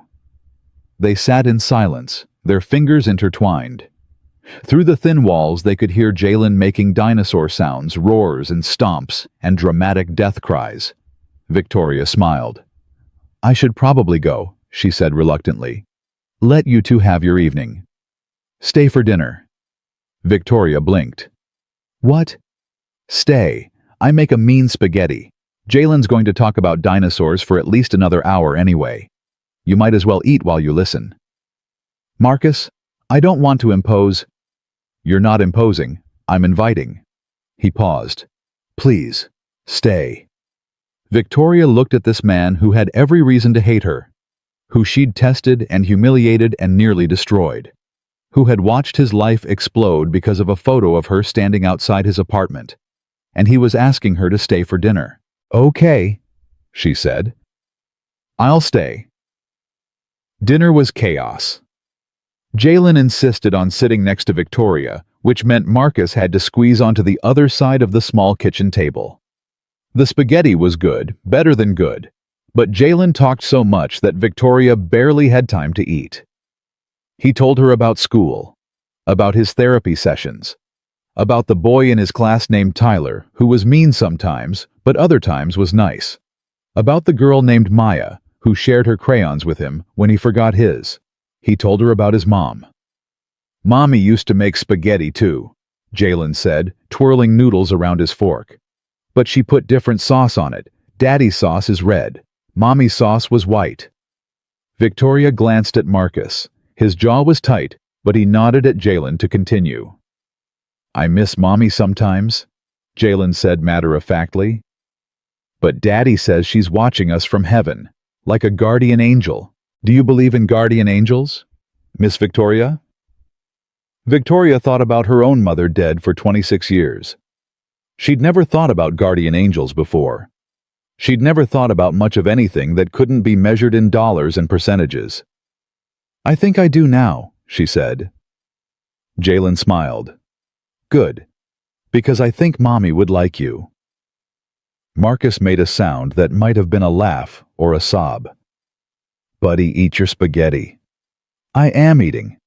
I'm just also talking. I can do both." "I've noticed." After dinner, Jalen demanded that Victoria read him his bedtime story. Marcus tried to protest. It was a family ritual, he said, just him and Jalen, but the boy was insistent. "Please, Daddy. Just this once, Miss Victoria can do the voices." "You don't even know if she can do the voices." "I can do the voices," Victoria said. Marcus looked at her surprised. "Really?" "My mother used to read to me when I was little, before she died." Victoria hadn't thought about those memories in decades. She did all the voices. The witch, the princess, the dragon. I remember them. Something softened in Marcus's eyes. "Okay," he said. "One story." Jalen cheered and ran to get his book. It was Goodnight Moon. Victoria read the whole thing, doing voices for the quiet old lady, whispering hush, and the cow jumping over the moon. Jalen corrected her once. The mouse voice needs to be squeakier. But otherwise listened with his eyes closed, clutching his blanket. By the last page, he was asleep. Victoria closed the book and looked at this small, perfect boy. His chest rose and fell steadily. His face was peaceful. She'd never felt anything like this before. This fierce, protective tenderness. Is this what love felt like? She tiptoed out of the room and found Marcus waiting in the hallway. "You're good at that," he said quietly. "I had practice, a long time ago." They walked back to the living room. Victoria knew she should leave. It was getting late. She'd already overstayed her welcome. But she didn't want to go back to her empty penthouse. She didn't want to face the silence and the loneliness and the weight of everything she'd lost today. "Can I ask you something?" Marcus said. "Anything." "What's next for you? Now that you've resigned?" Victoria sat on the couch. Marcus sat beside her, close but not touching. "I don't know," she admitted. "I've been running that company since I was 29. It's all I know how to do." "That's not true. You know how to read bedtime stories. You know how to sort toy cars. You know how to make a little boy feel special." Marcus smiled. "Those seem like pretty valuable skills to me. They don't exactly pay the bills." "Money isn't everything," says the man who struggled to pay for his son's therapy. Marcus's smile faded. "You're right. I'm sorry. That was a stupid thing to say." "No, I'm sorry. I didn't mean it like that." Victoria ran a hand through her hair. "I'm just scared. For the first time in my life, I don't have a plan. I don't know what tomorrow looks like. I don't know who I am without that company." "Maybe that's a good thing." "How is that a good thing?" "Because now you get to figure it out. You get to decide who you want to be, not who you were raised to be." Marcus turned to face her fully. "Your father taught you that strength was surviving alone. You spent 30 years believing that. But now you know it's not true. Now you can start over." Victoria felt tears burning in her eyes. What if I fail? Then you fail, and you try again. That's what the rest of us do. It sounds terrifying. It is terrifying, but it's also freeing. Marcus reached out and touched her face gently, wiping away a tear she hadn't realized had fallen. You're not alone anymore, Victoria. You don't have to figure this out by yourself. Victoria looked at him. This man who had every reason to walk away, who had lost so much and kept going, who had opened his home and his heart to someone who had almost destroyed him. Why are you being so kind to me? She whispered. After everything I put you through. Because I know what it's like to hit rock bottom. And I know that sometimes when you're drowning, all you need is someone to throw you a rope. Denise? No, Jalen. After Denise died, he was my rope. He saved me. Marcus paused. Maybe now I can be yours. Victoria didn't think. She just moved. She leaned forward and kissed him. It was soft, tentative. A question more than an answer. Marcus went still for a moment. Then his hand came up to cup her face, and he kissed her back. When they finally pulled apart, they were both breathing hard. I'm sorry, Victoria said. I shouldn't have. Don't apologize. This is too fast. You barely know me. I barely know myself. And Jalen? Jalen adores you. What if I hurt him? What if I hurt both of you? I don't know how to do this, Marcus. I've never had a family. I've never had anyone who depended on me for anything except quarterly earnings. Marcus took both her hands in his. Then we'll figure it out together. Slowly. Carefully. One day at a time. What if I mess it up? You probably will. I probably will too. That's how relationships work. I've never had a real relationship. Neither have I. Not since Denise. Marcus's voice caught. I thought I'd never feel this way again. I thought that part of me died with her. But then I met you, and... He trailed off. And what? Victoria asked softly. And I started to think maybe there's more than one kind of love in the world. Maybe losing Denise didn't mean I'd never find connection again. Just that it would look different. Victoria felt tears streaming down her face. I don't know if I deserve this. Neither do I. But maybe that's okay. Maybe we don't have to deserve things. Maybe we just have to be brave enough to accept them. They sat together on the old, sagging couch, holding hands in the dim light. Through the thin walls they could hear Jalen's soft breathing. Victoria thought about her father. About all the tests he'd put her through. About the lesson he'd tried to teach her. Strength is surviving alone. He'd been wrong. Strength was being brave enough to let someone in. Strength was admitting you were scared and doing it anyway.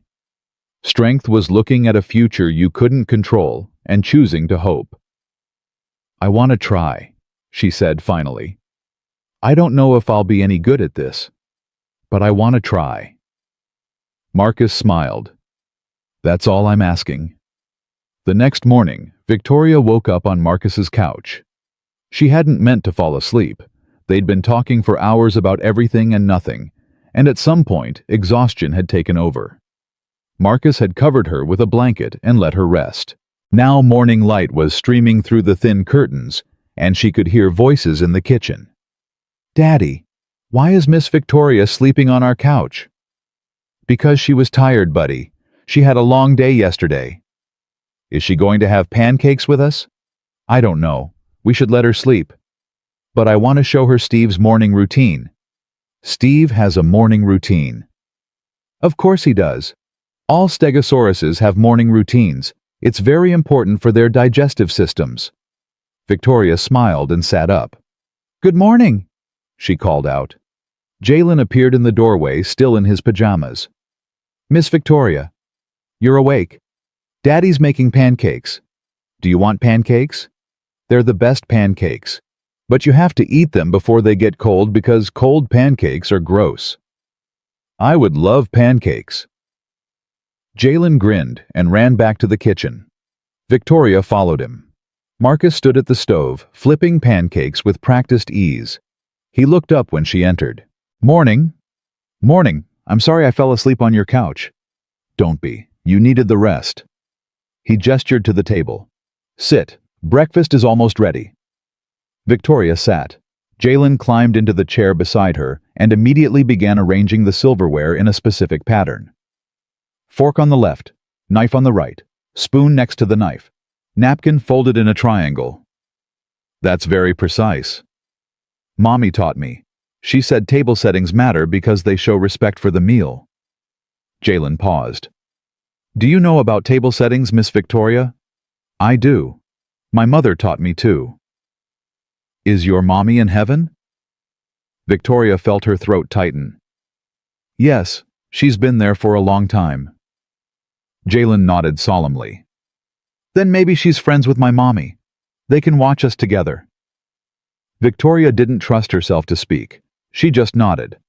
Marcus brought over the pancakes and sat down across from them. The three of them ate in comfortable silence, Jalen arranging his food precisely, Marcus watching his son with quiet pride, Victoria feeling like she'd somehow stumbled into someone else's life. Someone better's life. After breakfast, Marcus walked Victoria to the door. "Thank you," she said, "for everything. Thank you for staying. I should probably go back to my apartment. Figure out what comes next." Marcus nodded. "What do you think you'll do?" Victoria thought about it. "My father left me money, a lot of it, more than I could ever spend." She paused. "I always thought I'd use it to build something else. Another company. Another empire. And now I'm thinking about using it differently." She looked back at the small apartment at Jalen visible through the window, arranging his toy cars on the coffee table. "There are a lot of families like yours out there. Single parents struggling to afford therapy for their kids. People who work double shifts just to keep the lights on. People who have no one to throw them a rope." Marcus was quiet, waiting. "What if I built something that helped them? A foundation. Support for single parents with special needs children, housing assistance, therapy coverage, job placement." Victoria met his eyes. "Something that actually matters." Marcus smiled slowly. "That sounds amazing. I'd need help. Someone who understands what these families actually need. Someone who's lived it." "Are you asking me something?" Victoria took a breath. "I'm asking if you'd want to build this with me. Not as an employee, as a partner. We could figure it out together." Marcus stared at her. "Victoria, I'm a maintenance worker. I don't know anything about running a foundation. You know how to fix things. That's what this would be." She stepped closer. "Please, I can't do this alone, and I don't want to." Marcus was quiet for a long moment. Then he called over his shoulder. "Hey, Jalen, come here for a second." The boy appeared immediately. "What, Daddy?" "Miss Victoria just asked if we want to help her build something important. Something that would help other kids like you. What do you think?" Jalen looked at Victoria. "Would I get to help too?" "Absolutely," Victoria said. "I'm going to need someone to be in charge of dinosaur facts. It's a very important position." Jalen's face lit up. "Then yes, we should definitely do it." Marcus laughed. "I guess that's settled then." Victoria felt something warm spread through her chest. Hope. Joy. The terrifying, exhilarating feeling of beginning something new. "Partners?" she asked, extending her hand. Marcus took it. "Partners." Jalen squeezed between them and grabbed both their hands. "Group partners," he corrected. "Because there's three of us. And three is better than two because it's a triangle, and triangles are the strongest shape." Victoria laughed.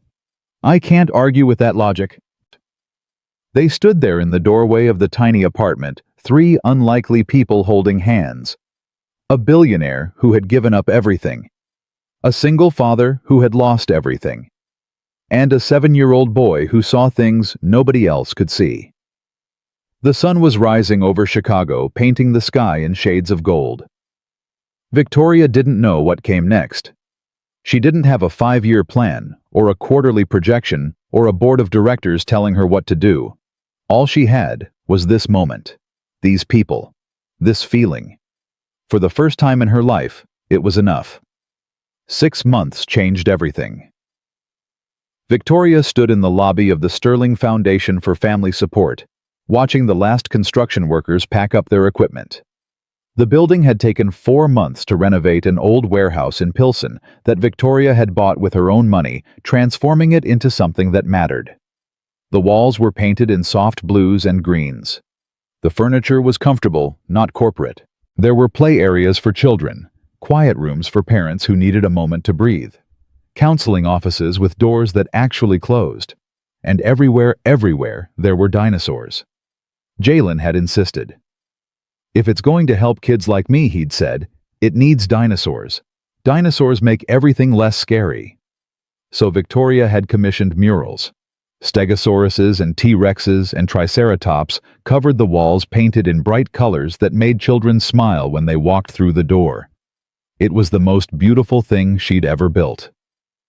It's ready. Victoria turned. Marcus stood behind her holding 2 cups of coffee. He'd been working as hard as she had these past 6 months, harder maybe. He'd quit his job at Sterling Hotels the same week Victoria resigned. They'd spent every day since then building this together. Partners. Just like they'd promised. I can't believe we actually did it, Victoria said, taking the coffee. I can. Marcus smiled. You're the most stubborn person I've ever met. When you decide to do something, it happens. I learned from the best. Your father. No, you. Victoria looked at him. You taught me what stubbornness really looks like. 3 years of raising Jalen alone, working double shifts, never giving up. That's stubbornness. I just wrote checks. You did more than that, and you know it.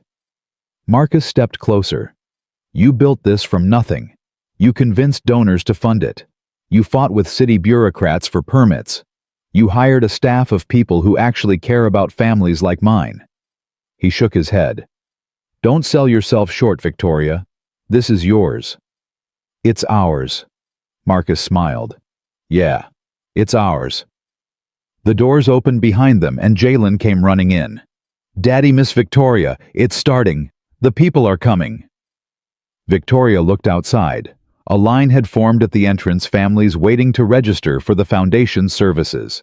Single mothers holding toddlers, fathers with teenagers who wouldn't meet anyone's eyes, grandparents raising grandchildren because there was no one else, people who needed help, people who deserved a rope. Victoria felt tears prick her eyes. Are you ready? Marcus asked. No. Me neither. He took her hand. Let's do it anyway. They walked to the doors together and opened them. The first family to enter was a young woman named Keisha and her 5-year-old son, Marcus Jr. MJ for short. The boy had autism like Jalen. He was clutching a stuffed elephant and wouldn't look at anyone. Keisha was exhausted. Victoria could see it in her eyes, the same exhaustion Marcus had carried when she first met him. Welcome to the Sterling Foundation, Victoria said. I'm Victoria. This is Marcus, and this is our dinosaur expert, Jalen. Jalen stepped forward proudly. Hi, I like your elephant. What's his name? MJ didn't answer. He pressed closer to his mother's leg. It's okay if you don't want to talk, Jalen said matter-of-factly. I didn't like talking to new people when I was 5 either. But the dinosaurs here are really cool. Do you want to see them? MJ looked up at his mother. Keisha nodded encouragingly. Slowly, MJ stepped away from her and followed Jalen toward the dinosaur mural. Victoria watched them go. That's the first time he's gone anywhere without me in months, Keisha said, her voice shaking. How did your son know what to do? He's been there, Marcus said simply. He understands. Keisha's eyes filled with tears. I've been on waiting lists for therapy for 8 months. I've called every agency in the city. No one could help me. When I saw your flyer at the community center, I thought it was a scam. Things like this don't exist. Not for people like me. Victoria thought about her father, about the tests, about the lesson he'd tried to teach. People like me. Her father would have looked at Keisha and seen a liability. A statistic. Someone who didn't matter. Victoria looked at Keisha and saw herself. Someone drowning. Someone desperate. Someone who just needed a rope. "We're real," Victoria said. "And we're here to help. Whatever you need therapy for MJ, help finding affordable housing, job training, we'll figure it out together." Keisha started crying. Victoria hugged her. It was the first time she'd hugged a stranger in her entire life. The first month was chaos. They registered 200 families. They hired 10 new counselors. They partnered with 3 hospitals to provide reduced-cost therapy. They launched a housing assistance program that helped 18 families find stable homes. Victoria worked 18-hour days. So did Marcus. They took turns picking up Jalen from school, trading off who would make dinner, collapsing onto the couch together after the boy was in bed. One night, 3 weeks after the foundation opened, Victoria fell asleep at her desk. She woke up to Marcus's hand on her shoulder. "Come on, you need actual sleep." "I'm fine. There's more work to do." "There's always more work. The work will be there tomorrow." He pulled her gently to her feet. "Jalen's asking for you. He wants you to read the bedtime story tonight." "He does." He specifically requested Miss Victoria. "Apparently, I've been doing the mouse voice wrong for years, and he's finally found someone who does it right." Victoria laughed even though she was exhausted. "I can't steal your job." "Too late, you've been promoted." Marcus smiled. "Come on, the mouse awaits." Victoria read Goodnight Moon that night, doing all the voices. Jalen corrected her twice. The bunny is supposed to sound sleepier, but by the last page, he was out. She and Marcus sat in the hallway outside his room, their backs against the wall. "Thank you," Marcus said quietly. "For what?" "For this, all of it, the foundation, being here for Jalen, being here for me." "You don't have to thank me. I wanted this." "I know. That's why I'm thanking you." He turned to look at her. 6 months ago, I thought my life was over. I thought I'd spend the rest of my days barely surviving, working myself to death, watching my son struggle while I couldn't do anything to help. And then you walked into my life and changed everything. You changed me first. That test in your office. Let's not talk about the test. No, let me finish. Victoria took his hand. That test was the worst thing I've ever done. But it was also the best thing, because it brought me to you, and you showed me that everything I believed was wrong. Marcus was quiet. I spent 34 years building walls, Victoria continued. My father taught me that strength was being alone, that love was weakness, that the only person I could rely on was myself. And then I met you, and you had nothing, no money, no power, no safety net, and you were the strongest person I'd ever seen. Because you had something I didn't. What? Something worth fighting for. Marcus squeezed her hand. You have that now too. Victoria nodded, her eyes wet. I know. I finally know. The weeks turned into months. Victoria and Marcus's relationship deepened slowly, carefully, the way Marcus had promised. They didn't rush anything. They had dinner together every night. They took turns with Jalen's bedtime routine. They talked for hours after the boy was asleep, sharing things they'd never told anyone else. Marcus told her about Denise, how they'd met, how they'd fallen in love, how she'd died. He showed Victoria photos. He cried, and Victoria held him. Victoria told Marcus about her father, the tests, the cruelty, the loneliness. She told him about her mother, dead so long that Victoria could barely remember her face. She cried too, and Marcus held her. They learned each other. Slowly, carefully. The way you learn someone when you're building something that's meant to last.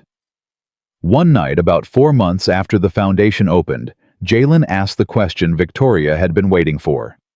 They were at dinner, spaghetti again. Jalen's favorite, when the boy looked up with his serious, searching eyes. Miss Victoria, Are you going to marry my daddy? Victoria choked on her pasta. Marcus set down his fork. Buddy, that's not... It's a logical question, Jalen said matter-of-factly. You love each other. I can tell by the way you look at each other. And people who love each other get married. That's what happens in the movies. Real life is more complicated than movies, Marcus said carefully. I know, but I think you should get married anyway. Jalen looked at Victoria. I want you to stay forever.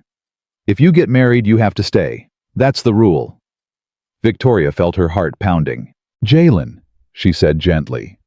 Marriage is a big decision. Your daddy and I would need to talk about it a lot before... I already talked to Daddy about it. Marcus put his head in his hands. You did? Victoria asked. Yes, last week. I told him he should marry you because you make him smile, and you're good at reading stories, and you don't get mad when I have meltdowns.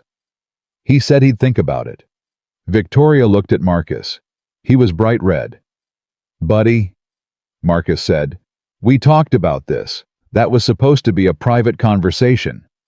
But it's been a whole week. Have you thought about it? Jalen. Because I think you should do it. I already asked Mommy and she said yes. The room went silent. Victoria felt the air leave her lungs. You asked your mommy? Yes, I talk to her sometimes, before I go to sleep. I tell her about my day. Jalen picked at his spaghetti. Last night I asked her if it was okay for Daddy to marry Miss Victoria, and she said yes. How did she say yes? Marcus's voice was barely a whisper. I had a dream. Mommy was there and she was smiling. She said she wants Daddy to be happy, and Miss Victoria makes Daddy happy, so she said yes. Jalen looked at his father. It's okay, Daddy. Mommy wants us to be a family. Marcus was crying. Silent tears streaming down his face. Victoria reached across the table and took his hand. Jalen watched them with his wise, ancient eyes. So can we be a family now? He asked. I really want to be a family. Victoria looked at Marcus. He looked at her. Neither of them could speak, but they didn't need to. The answer was in their eyes. 6 weeks later, they got married. It was a small ceremony, just family and a few close friends. They held it at the foundation surrounded by dinosaur murals and the families they'd helped. Jalen was the ring bearer. He insisted on wearing a bow tie that matched Steve the Stegosaurus blue with green stripes. Marcus wore a simple gray suit that Victoria had bought him. He'd protested about the cost, but she'd refused to listen. It's your wedding day. You're wearing a nice suit. It's too much. It's not nearly enough. Victoria wore a white dress that she'd found at a thrift store.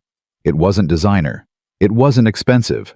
But when she looked in the mirror, she saw someone she finally recognized. Not the CEO, not the billionaire, not Richard Sterling's daughter. Just Victoria. A woman who had found what she was looking for. The ceremony was short. Neither of them wanted anything elaborate. Marcus's grandmother, a tiny woman named Ruth, who had flown in from Detroit, performed the ceremony. She'd been a pastor for 50 years, and she spoke about love with a wisdom that made Victoria weep. Love isn't a feeling, Ruth said. Feelings come and go. Love is a choice. You choose to stay when staying is hard. You choose to fight when fighting is exhausting. You choose to hope when hope feels impossible. She looked at Marcus and Victoria. You two have already made that choice. You made it before you ever stood at this altar. Today you're just making it official. When it was time for the vows, Marcus went first. Victoria, he said, his voice shaking. I've spent a lot of time thinking about what to say today. I wrote speeches. I practiced in front of the mirror. But none of it felt right. So I'm just going to tell you the truth.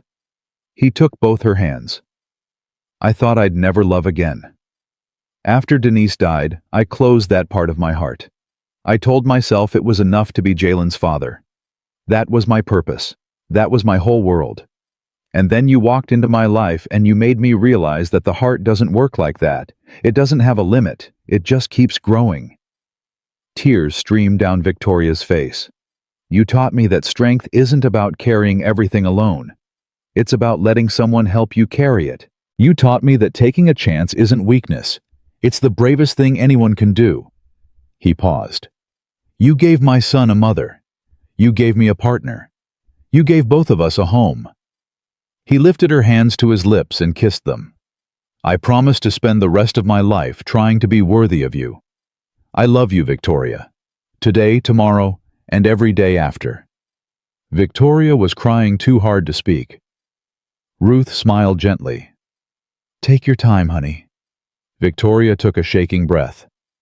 Marcus, she finally said. I was broken when I met you. I didn't know it. I thought I was strong. I thought I had everything figured out. But I was just surviving. I wasn't living. She looked at Jalen standing next to his father, clutching the rings. Your son looked at me and saw something good, something I didn't even know was there. He saw through all my walls and found a person underneath. And you, she looked back at Marcus. You showed me what that person could become. She squeezed his hands. I'm not promising to be perfect. I'm going to make mistakes. I'm going to get scared. I'm going to want to build walls again when things get hard. But I promise that every time I feel like running, I'll choose to stay. I'll choose you. I'll choose Jalen. I'll choose this family. Her voice broke. I love you, Marcus Johnson. You're the best thing that ever happened to me. Ruth wiped her own eyes. By the power vested in me by the state of Illinois, and by God above, I now pronounce you husband and wife. Marcus, you may kiss your bride. Marcus pulled Victoria into his arms and kissed her. The small crowd erupted in cheers, but the loudest cheer came from Jalen. We're a family now, he shouted, running forward to squeeze between them. We're officially a family. Marcus lifted him up, so all three of them were hugging together. Yeah, buddy, Marcus said, his voice thick with tears. We're officially a family. 1 year later, Victoria stood at a podium in front of 200 people. The Sterling Foundation's anniversary gala was bigger than she'd expected. Donors, supporters, families, they'd helped all gathered to celebrate what they'd built. Marcus sat in the front row with Jalen, who was wearing another dinosaur bow tie. The boy was 8 now, growing taller every day. He still arranged his toys by color. He still talked about dinosaurs, constantly. But he was thriving in school and therapy and life. Victoria looked at the faces watching her. She thought about the woman she'd been a year ago, the CEO in the glass tower, the woman who tested people to see if they were worthy. She didn't recognize that person anymore. 1 year ago, Victoria began, I walked away from everything I thought mattered. My company, my power, my identity. I thought I was losing myself. I didn't realize I was finally finding myself. She looked at Marcus. I met a man who taught me what strength really looks like. Not tests and power games, not wealth and influence, just love. Pure, stubborn, unconditional love. She looked at Jalen. And I met a boy who saw through every wall I'd ever built and decided I was worth knowing anyway. He taught me that the best things in life can't be measured or controlled. They just have to be felt. She turned back to the crowd. This foundation exists because of them. Because Marcus showed me that single parents need support, not judgment. Because Jalen showed me that children with differences aren't broken, they're just seeing the world in ways we're too blind to understand. She paused. We've helped 400 families this year. We've provided therapy for 200 children. We've placed 60 parents in stable jobs. We've housed 30 families who were on the verge of homelessness. She smiled. Those are good numbers. I used to care a lot about numbers. But you know what I care about more? She stepped away from the podium and walked toward the front row. I care about MJ, who's now in a mainstream classroom and made 3 friends this semester. I care about Keisha, his mother, who just got promoted at her job and cried when she told me because she never thought she'd have a career. I care about the Rodriguez family who almost lost custody of their children because they couldn't afford a lawyer until our legal aid program stepped in. She stopped in front of Marcus and Jalen. And I care about these 2. The family I never knew I needed. The home I never thought I'd find. Jalen grinned up at her. I care about bedtime stories and dinosaur facts and pancakes on Sunday mornings. I care about the sound of my husband's laugh and the way my son sees the world. I care about the life we've built together, not because it's perfect, but because it's real. She turned back to the crowd. My father used to say that strength was surviving alone. He was wrong. Strength is letting yourself be loved. Strength is admitting you need help. Strength is looking at someone who has nothing and recognizing that they have everything that matters. She took Marcus's hand and pulled him to his feet. Jalen jumped up beside them. This is my family, Victoria said. A maintenance worker, a second grader, and a former billionaire who finally figured out what money is actually for. She looked at the crowd. Thank you for believing in us. Thank you for supporting what we're building. And if you're out there tonight struggling, if you're drowning and you can't see the surface, know that someone is ready to throw you a rope. You just have to be brave enough to grab it. The room erupted in applause. That night after the gala, Victoria and Marcus sat on the rooftop garden of the foundation building. It was Victoria's favorite place, a green space she'd built on top of the warehouse with benches and flowers and a view of the Chicago skyline. She came here when she needed to think, when she needed to breathe. Jalen was asleep in Marcus's lap, exhausted from the excitement of the evening. You did good tonight, Marcus said quietly. We did good, all of us. Marcus smiled. He stroked Jalen's hair with one hand and reached for Victoria's hand with the other. Do you ever miss it? He asked. The company, the power. Victoria thought about it. No, I thought I would. For the first few months, I kept waiting for the regret to hit. But it never came. She looked at the sleeping boy, at the man beside her. I spent 34 years building something I didn't want. Now I'm building something that matters. There's no comparison.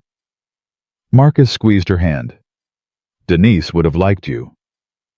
Victoria felt tears prick her eyes. You think so? I know so. She always said I needed someone who would challenge me, someone who wouldn't let me get too comfortable. He laughed softly. You definitely don't let me get comfortable. Someone has to keep you on your toes. You do that every day. They sat in comfortable silence, watching the city lights twinkle below them. What do you think comes next? Marcus asked. More of this, helping more families, expanding the foundation, maybe opening a second location. That's the business answer.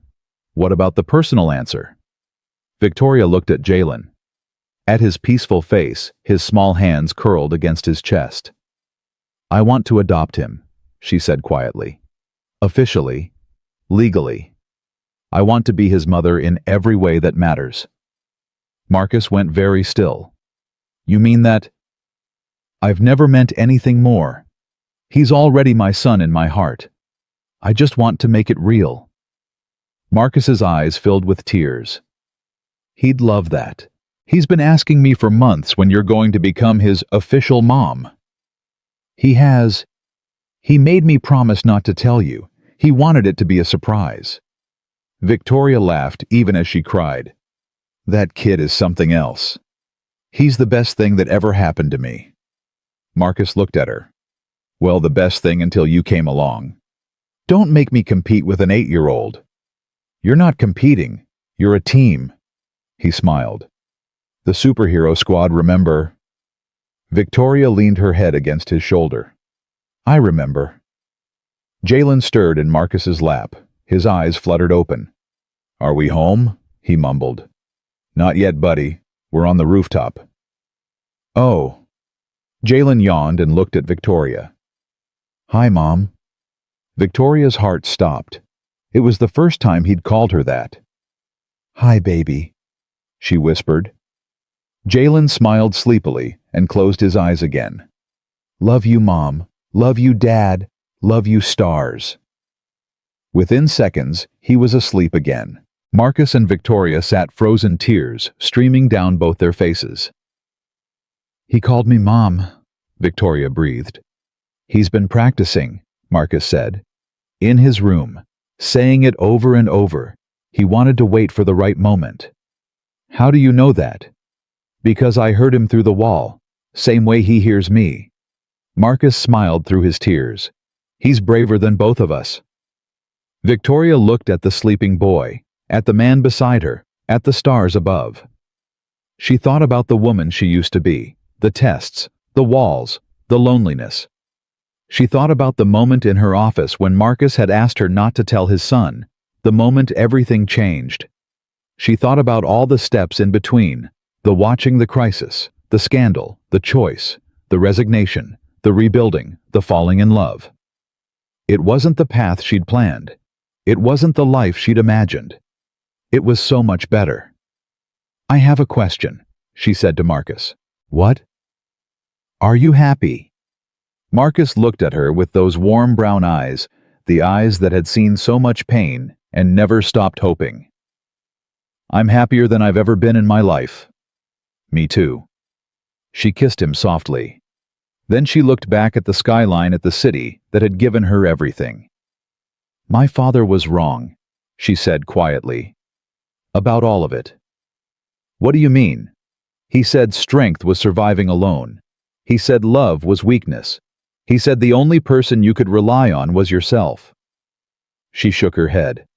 But sitting here with you and Jalen, with this family we built from nothing, I finally understand. Understand what? Victoria looked at him. That the strongest thing you can do is let yourself be loved. The bravest thing you can do is ask for help, and the only thing that really matters is finding people worth fighting for. She looked at the stars. My father spent his whole life building an empire. He died alone in a hospital room with no one holding his hand. He taught me how to survive. He never taught me how to live. She looked at her husband, at her son. You taught me how to live. Marcus pulled her close. We taught each other. They sat together on the rooftop, a family of three watching the stars wheel overhead. The city hummed below them. The foundation stood behind them. And ahead of them stretched a future neither of them could have imagined a year ago, a future built on love. Victoria Sterling had spent her whole life searching for strength. She'd finally found it not in power or money or control, but in the arms of a maintenance worker who loved his son more than life itself. Some people spend their entire lives searching for what they're missing without ever finding it. Victoria had found it in the most unlikely place in a test that was meant to reveal weakness. She discovered a man who showed her what real strength looked like. And in that discovery, she became something she never thought possible. She became whole.